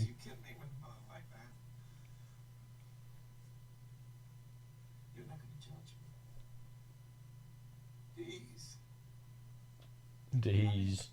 I look to you to be a friend. I mean, to be a friend, you know, what accepts you, because, see, that's all I ever wanted. That quote, by the way, earlier was, this is from the Roger Ebert review from Simon Abrams, says, unpleasantly deranged crime thriller black comedy Dog Eat Dog, the latest melodrama directed by Paul Schrader, is the worst kind of bad movie, the kind with an intelligence that doesn't excuse its lifelessness. Yeah. So, no, this movie knows better, but it's like, no, let's do this. Make a strong action and fucking change some things so I could be the person that I know I could be. Okay. You'll help me do it. Yeah.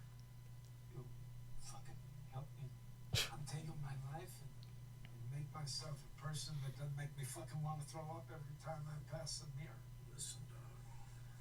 You are a fucking pain in the ass. You don't know when to shut up. You don't know when to listen. You have absolutely no idea how to fucking control your emotions.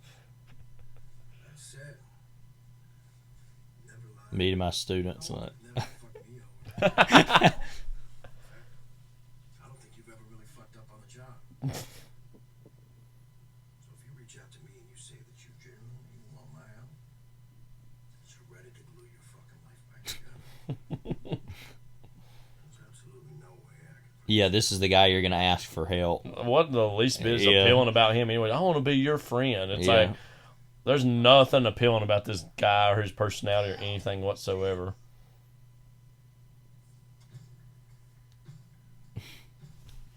He's acting like he's some wise sage or something. It's like, yeah, that's what they act like the whole movie. Yeah. It's like, well, you remember what happens to him here in a little while, don't you? Yeah. The most unexpected moment in any movie ever. That whole part of that we'll get to in a bit. Federal property, by the way, which nobody's coming to check on, I guess. Always ready. Something about not keeping my foot locked and locked. Yeah. You shut down since I was maybe 25. Just go to the left. Yeah.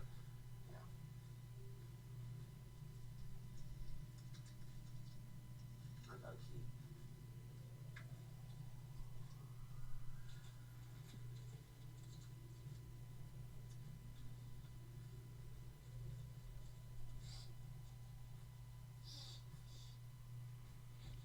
I got a key, and it's like it's unclear whether he was like saying that he had a key to open the door or a key of cocaine. Like,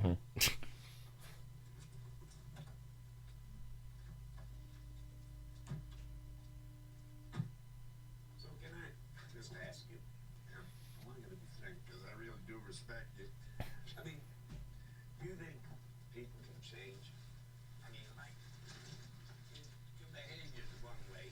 Yeah, I'm going to carry this body out. But anyways, do you think people are possible of changing themselves? You know? Yeah. Like a hole. No, it's not a hole.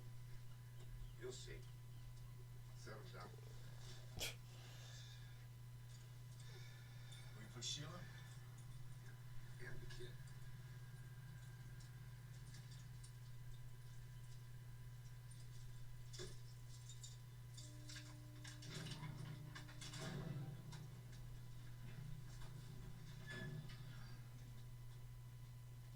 suck ass. Indeed. It's just fucking dump him, man. No, trust me. We gotta go up there and play some. You said absolutely nobody fucking comes here, man, right? But in a billion there's a chance that one does. We want that person to be invisible, like stuck under like 6 or 7 things. In a couple of days, they're going to be rotten anyway, and then it's too late. But don't do them any favors. Use your head. Here? Yeah. Dude, seriously. There's fucking AIDS in here. Shit, no.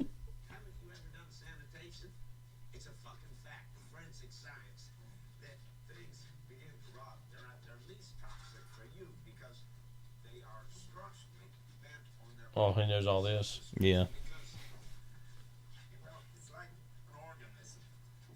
You know when you do a bunch of yak, watch Dr. Sanjay Gupta on CNN? Oh, you just make fun of him because he's a Hindu, but he's got a lot of... What?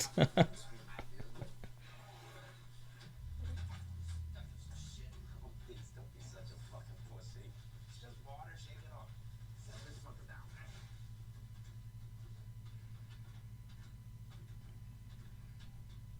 Voila. Now when we get out of here, can we meet up with Troy and split up our shit? Yeah, because that's going to happen. I want to have a sit down with you, okay? Okay? Okay? Okay. Don't be putting in here. So, I just want to, you know, sit down and I want you to give me five character flaws that I can do a treatment on. You know, Or just 5. Yeah. character flaws, as it were. Like, What he's saying all this was like literally putting a body in like the place where he puts all these bodies at. whether it's my fucking mother's fault or my father's fault, it doesn't really matter. Oh, God.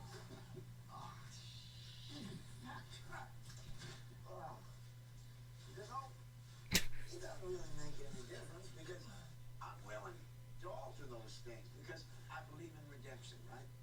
And He just don't even care about any of this. Is it tough? Yeah, it's tough. It takes a lot of baby steps and go back and forward and do over. Yeah, absolutely. More.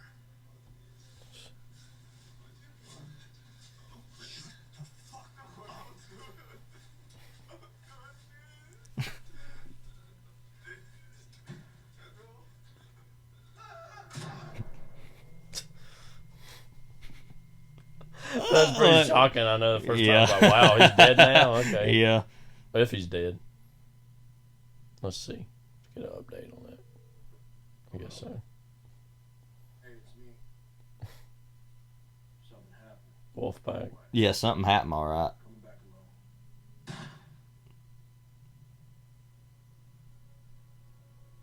Doc, is it gone?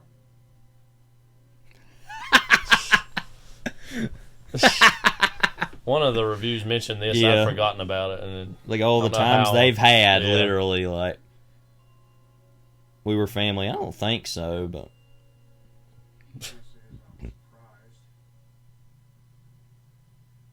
Well, there's something you need to know. The dude that got flipped in the nursery was Brennan. what? This is the let's show that. Yeah. Like, Dogs with a $1 million goose. There's a door. The guy just don't. Very soon. Fucking dog, Jesus Christ. Well, Greco still thinks he might be able to get us a couple of bucks out of this, but Cheppy's gonna be pissed. And I'm the one that brought the dog into this. And I'm the one that vouched for him. I get it. So what are we gonna do? You wanna try to meet with the Greek? You think he's gonna try some shit? Look, we need money, and I said as much to him. And really can't picture Cheppy and Greco whacking everybody in sight, but you never know. I gotta get some stuff in that stuff at the store. What? Like What would some you need to stuff. get? Like, was it need to go buy the like dollar DVDs and check Yeah. on like, oh, they got like Meet the Fockers yet? Yeah. Like, you know.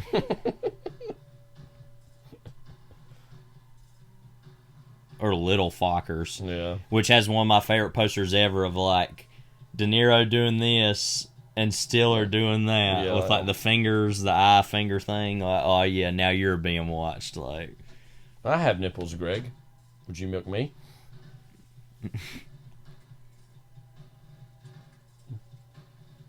First movie's good enough, but why a whole franchise. Yeah. This whole scene. Yeah.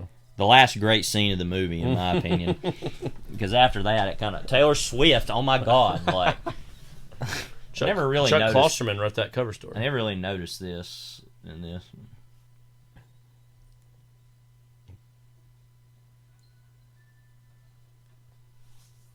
Love all the blood from the peoples on his coat, too, by the way. Again, this is a very 2016 movie. Yeah.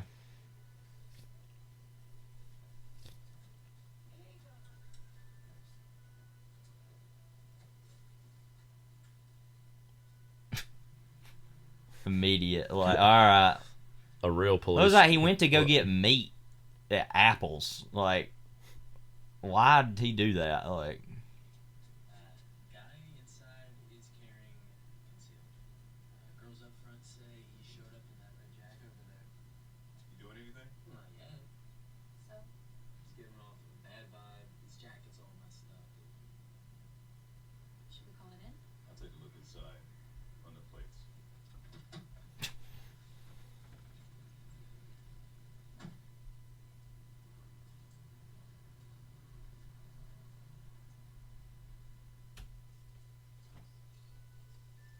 Deli.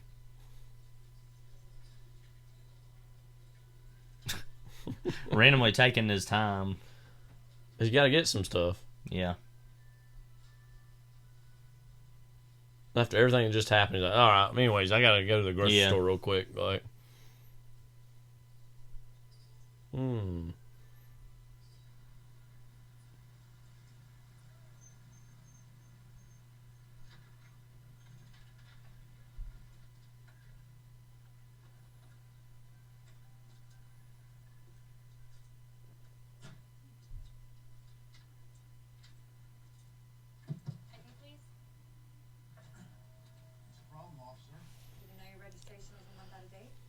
I was told once that there was like a 4-week grace period, or actually maybe even 6 weeks.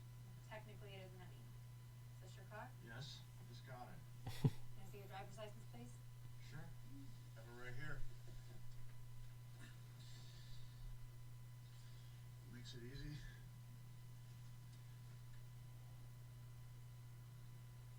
Okie doke, Mr. Klein. Step out of the vehicle, please.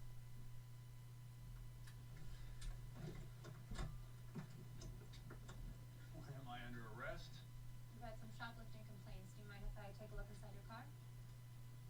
What are you looking for? Do you have any stolen merchandise? No. Do you know narcotics are a weapon? No, I do not. What have you got to hide? Not a thing. Well, I'm a little cold. Do you mind if I just get my jacket? yeah.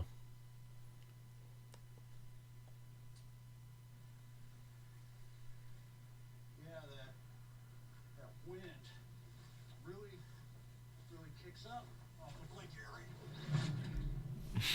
Slow mo. Had to punch a woman cop. You could see his crack there for a second. Cage crack. Cage crack.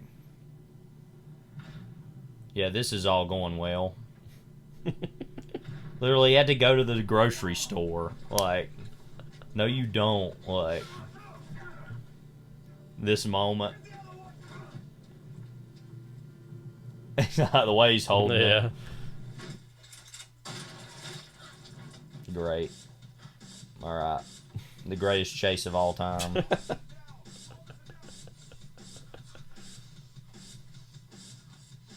Diesel needs to go take a pit stop, huh?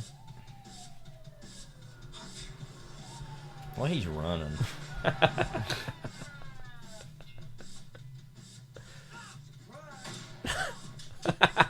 It really is a surprise yeah. when they were chasing you. Meanwhile, he's dealt with. This has got a moment coming up here I think about a lot. Yep. This, yeah.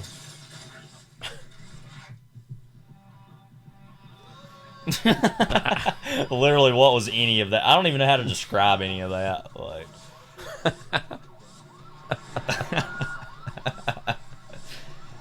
No, I literally think about that all the time. You gotta be samurai. He's laughing like, oh yeah, gonna have a heart attack.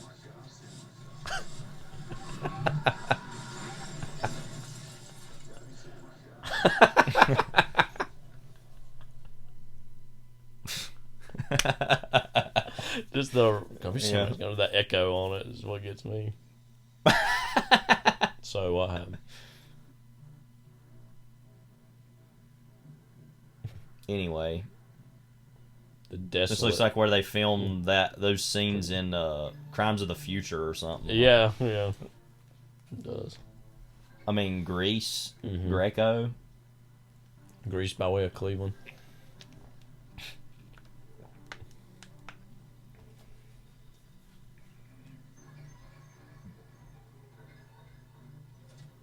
Illinois by way of Kathmandu kind of situation. Like, How we doing back there, Dorothy? Can I get you something? Chocolate milk? Cock to suck on? You know, Jack, that's enough. But he does have a good point. Not much of a tough guy now, are you? You like fucking shooting cops? Oh, you're a cute little animal. he's like, well, I didn't shoot a cop. Get this asshole out.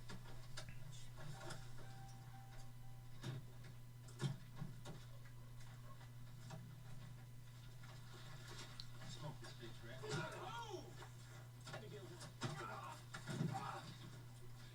You ever been dragged on the sidewalk and beaten till you piss blood?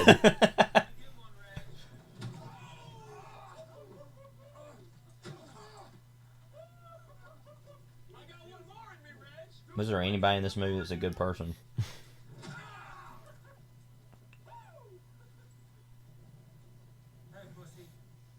I mean, the mother and her daughter at the beginning were fine enough. The guy that got shot a while ago in the hair salon, I guess.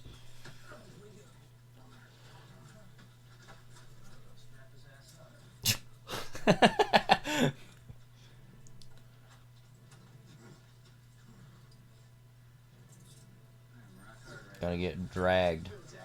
It's only fair. Yeah. Not really, but I mean, he's not a great guy, but it shouldn't happen to us either. Oh! That would not feel good. Yeah.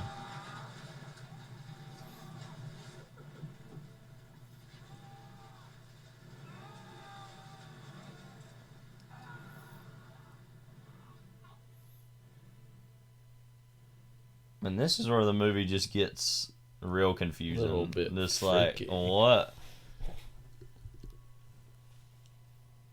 Because the movie doesn't even really have a real ending.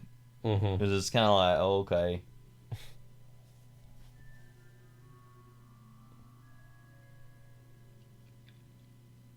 Yeah, I kind of forgot about this, yeah.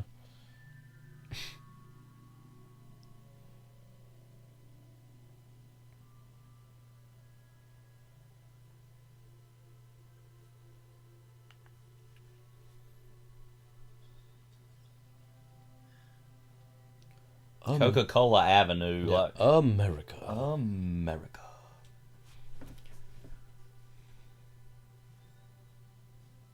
Taylor Swift looking like. Yeah.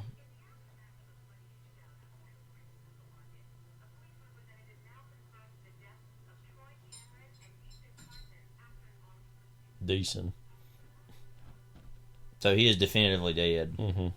Just in case you're wondering. That's something I never really got, actually, out of the movie, by the way, because I never really understood what this ending was, but...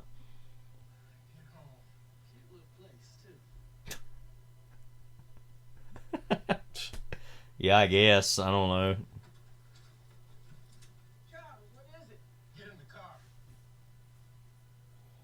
You look like the sort of gent who might have a big Johnny pistol in the trunk or on the front seat. It's under the front seat.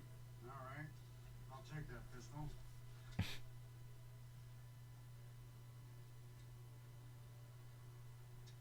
We'll head down the road. Doing a bad Bogart impression, Yeah. too. That's what's so great about it. It wouldn't be good if it was a good one. Yeah. I'm the guy that's gonna kill your kids. Gonna kill your kids. That's Will Forte's bad Chris Walken impression. Well, it said it was so bad that it couldn't even be discernible. Right. As that.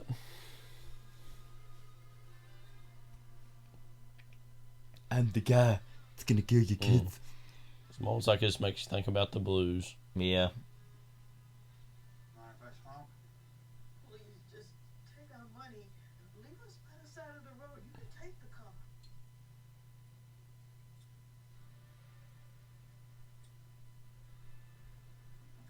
So it's just trying to be very Lynchian too. Yeah. We're gonna call the police the minute he gets away. No, we are not. Charlene, don't tell no lies. The man know that's what we're gonna do. Oh. What are your folks' names? I'm Charles Wilson. This is Charlene Wilson. Reverend Charles Wilson. Uh-huh. Reverend, huh? Where are your folks going to? Is where we're coming from. We've been visiting in Cincinnati. Went to visit my daughter's baby for the first time. It was you Me? on TV, the shootout. Yes, but it wasn't like they say. Well, how was it? You ever been inside, Reverend? In the joint? Yes, sir. Well, then you know. Guy has a past, guys made mistakes. They say they forgive you, but they never do. They're always looking at you, trying to catch you at something. Got lead part in the little belly. Right. All anybody wants is justice. I was explaining to the officer, and she panicked. She thought I was resisting. Yeah, that's right. Resisting. Yeah, that's right. Yeah. He's arriving to the point. Sure, himself. that's it. Hey, wait a minute. Heard about it in the paper. I know you know what's what. Yeah. You understand how this goes. And I can tell you're a good person, too. You care about your wife. Yeah, you're, Yeah. Well, all right, here's what. We're real close. I need to get dropped off. But I just want to say one thing to put your mind at ease as we go, all right? You're going to make it out of this. Your wife's going to be safe and you're going to be fine. And I promise you, the only person who's going to go down out of this is going to be me. Oh, good. Just as long as you do as I Good, because this isn't even actually happening. No problem at all. I figure not, so ease up. You'll be home before you know it. I'll give you my word. My hand. All right then. Troy. Huh? Troy. That's my name.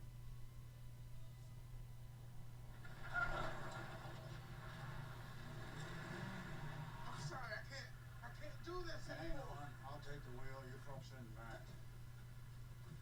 You're not going to try anything, are you? No, sir.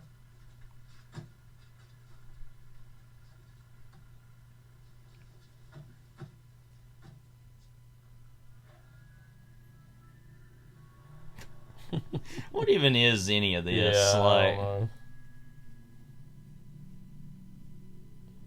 This is just the bonus round for the movie. I just think every movie should have a bonus round where it's Yeah. like no points off or whatever we do in these moments. Like, Got any music? Church music, spirituals, I like spiritual. cassettes in the console. if the car's not moving at all, you can tell. yeah.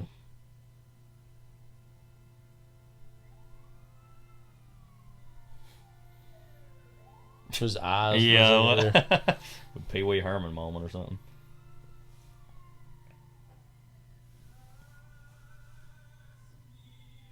Stay where you are.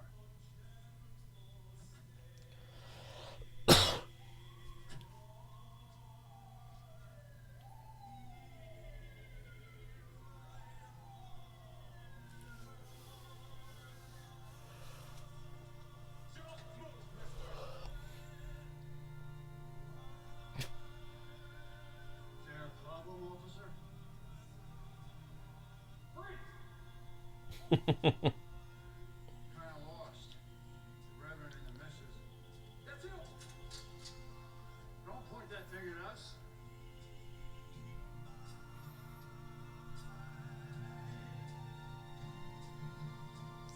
It's almost like the woman said, "Man, you got this." Yeah. Like she's rooting for him, which I doubt she is.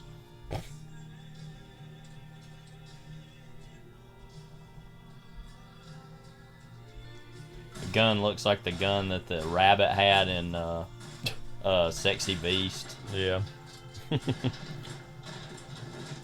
But they're intentionally going after the car because why not?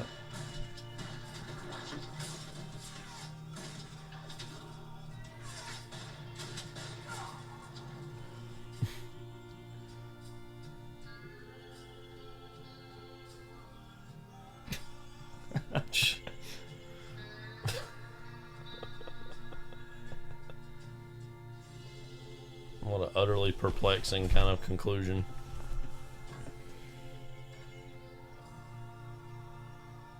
Yeah, I don't know. Justice. That was what I wanted. Then I started thinking. About time you did that. I just wanted what I wanted. Just like everyone. And the rest of it was verbiage. Verbiage. Last word of the movie. Yeah. The end title card.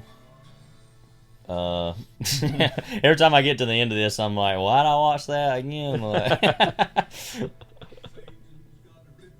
do you have any new thoughts? No, just again, like, I remember this movie was crazy, but to watch it again, you're reminded of little things and big things too. Wow.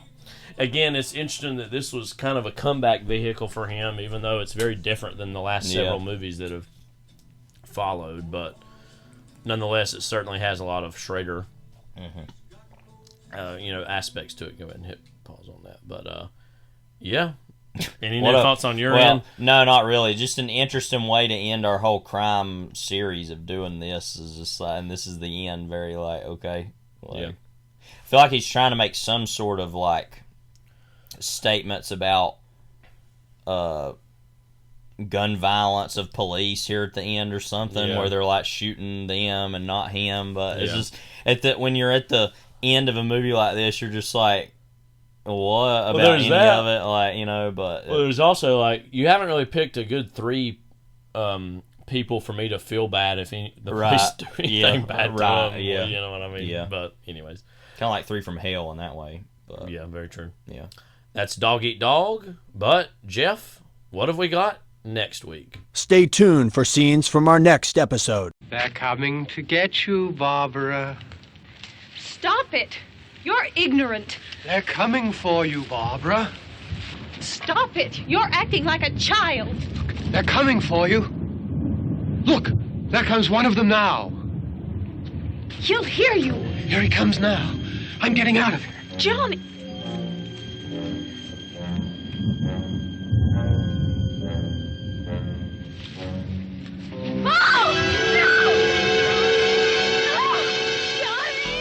Shit's really hitting the fan. What the hell? That's a whole different study. But if we knew that, we don't know that. We don't know that. We gotta operate on what we do know. I'm still dreaming. So you just heard two clips. What's going on? What's going on here? Right. Who's in the booth? Yeah, what's going on up there? We actually have a big format change ahead. Next week, we're going to be talking about both Night of the Living Dead and Dawn of the Dead. Of course, both were George Romero zombie classics from 1968 and 1978, I believe.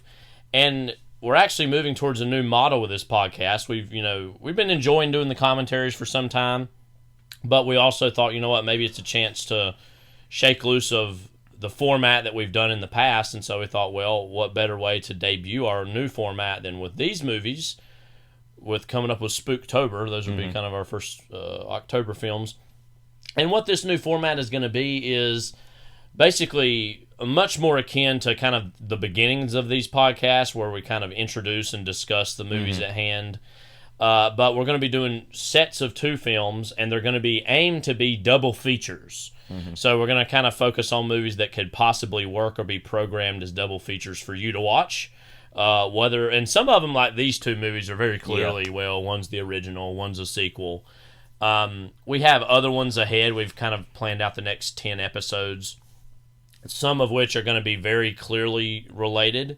some of which just kind of tickled our fancy and made us laugh in terms of the pairings. Yeah. But we're going to put the audio commentaries kind of on ice for now, but it's going to be a format that we're thinking of, we might return to in the future. But from here on out, we're actually, again, going to be kind of changing the format of the podcast where we're not going to be doing audio commentaries, but instead discussions of possible films that could fit together as double features. Any other thoughts, Levi, on your end about I feel this like that might be change? a little palatable to you, the listener. That way you're not, if you've seen the movies before, you can just listen to that part, or if it inspires you to watch them. I feel like it's actually a more listener-friendly format. Not that the audio commentary doesn't work that way either, but I think there's less of a barrier for entry for folks in that sense. Yeah, and again, we really love doing commentaries for these movies, but also just creatively. I mean, a year and a half plus into this podcast, we're looking to maybe try something a little different. And again, we reserve the right to come back and do commentaries for certain movies if the mood strikes us. But this is actually going to be our new format from here on out. The podcast will probably be a little shorter. Yeah. But as you said, I think it'll be even more listener friendly, where we're not going to be kind of talking over a commentary, but instead just talking about these movies in general and seeing in general the sparks that fly from pairing two movies together. Because I think the two movies that we're going to be talking about next week are very clearly going to be tied together, but some are going to be kind of more random and more fun to come up with the combinations or pairings. And we even talked about, like, do we need to even change the name of the podcast, like Overlapping Dialogue? Would that really fit? And I think it absolutely still fits. Yeah. Because not only are we having an overlapping dialogue ourselves, but also, again, one of the most fascinating things about films to me is kind of the whole, the beautiful thing about art is you can set two pieces of art side by side and they can seemingly have absolutely nothing to do with each other. But just by virtue of seeing them side by side, there are these strange connections that start to be made and spark from those pieces of art. And sometimes that's more obvious and easier than others. Sometimes it's a little more removed, but I think that kind of that peanut butter and chocolate aspect of some of those are going to be fun to tackle. Do you want to preview a little bit? Yeah, so obviously, movies, these movies are old, familiar territory for us. I'll admit, I've not seen Night of the Living Dead, the original, nearly as much as I've seen Dawn of the Dead. I haven't either, but I've still seen it quite a bit.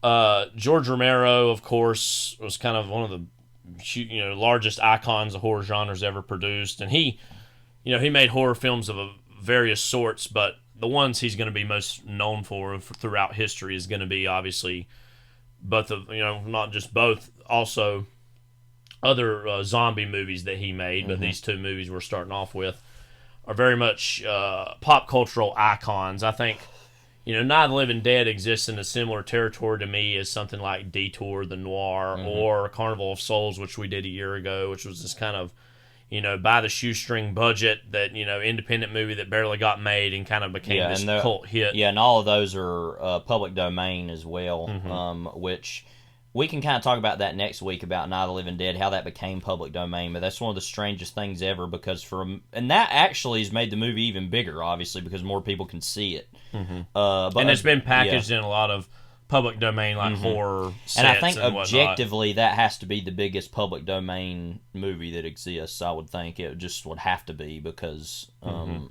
just by nature of it being so, especially iconic, in a modern influential context. And just as far as that goes, I mean, it's clearly I love Romero, all his stuff and that I've seen, but I think him as the horror filmmaker is a political filmmaker. I felt like really starts with him in a big way. We talked about this in the past, how the Universal monster movies were that in certain ways, but their politics were more like, in a negative sense, the way we talk about them now. Like, what were their politics during World War II? How did they approach things? How racist were they about certain things? Or insensitive? Whereas this, it's a lot more actually in 1968, making civil rights statements, making social statements through that, and literally making a whole genre of movie out of that while he's still making. And I mean, the whole concept of the zombie had existed, of course, before Night of the Living Dead, but that popularized like kind of what has been the form of the zombie for the last 50 plus years now, that movie. And then, of course, Dawn of the Dead, we're more familiar with, and I think is lightly, not by much, but lightly superior to Night of the Living Dead. widens the scope out a little bit and is kind of about the obviously the commercialism of the end of the 70s, and I think it's very prescient when it came out that as a reflection of the 80s to come. Yeah. You know? Yeah, and I think there's two things that are so impressive about that movie to me. One is that, first of all, it showed, it kind of updated the concepts of Night of the Living Dead, which was clearly very much about, all of it, none of this can work out, and everybody is scared and freaked out and like, nobody's capable in that movie. It's interesting that Dawn of the Dead, most of the people are capable. They are cops or SWAT team members or helicopter pilots. They're all able to like survive through most of the movie pretty well.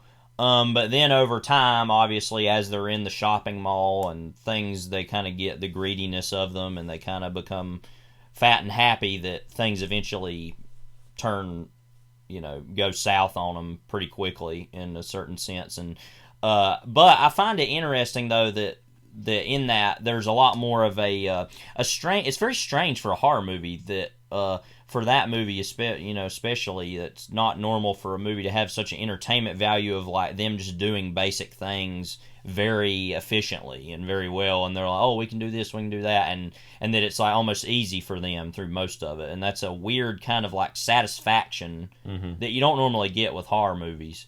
But another thing I think that's a big part of that too is just the it as an independent film. Obviously, you had seen with Night of the Living Dead and a lot of the 50s and 60s horror movies that were independent, they were filmed in farmhouses. They were like, very to themselves, smaller budgets, smaller people. But this being filmed in a real shopping mall, all the effort that could go into that for an independent movie, I think just shows the strengths and the strides that independent film was already starting to make in the late 70s that it would make throughout the 80s and the 90s too, and just that you could make a movie like that and that it was made still pretty cheaply, even still, for all the nature of it. You can tell it's not the biggest budget in the world, obviously, but it makes the most out of what it has. And a lot of the most imaginative, obviously, genre independent directors have a talent of doing that, and Romero always did. Yeah. And so, again, these are the first movies we're going to be talking about in our Spooktober Spooktacular. Who knows? You may even hear the return of last year's theme in that episode. Bill Hicks might make a reappearance. Yeah, he'll be back. And Dan Licata, maybe. And another thing, too, I think for the format changes, we were just like wanting to look for a way to maybe just talk about literally more movies as well, since we've kind of scaled back in terms of not doing one every week, and so it's a way for us to, and it's easier for us watching them, too, that we can watch them at different times. We don't have to watch it while we're making the podcast, and so I think it's better all around for everybody. Yeah, and we think you'll like it too. But again, we appreciate you being with us as long as we have. And again, don't worry if another Planet of the Apes movie comes out. Yeah, we will be doing a commentary of that. Plus, who knows? Just we'll probably do movie commentaries of other movies here and there. Yeah. So we'll be back to this format, but this is the end of an era, as Vince told us at the very beginning, and we're just blessed and lucky that you've been with us for this long. So. This is Kyle. This is Levi. Take care. God bless. This one way or another will be the end of an era. We will see your ass later.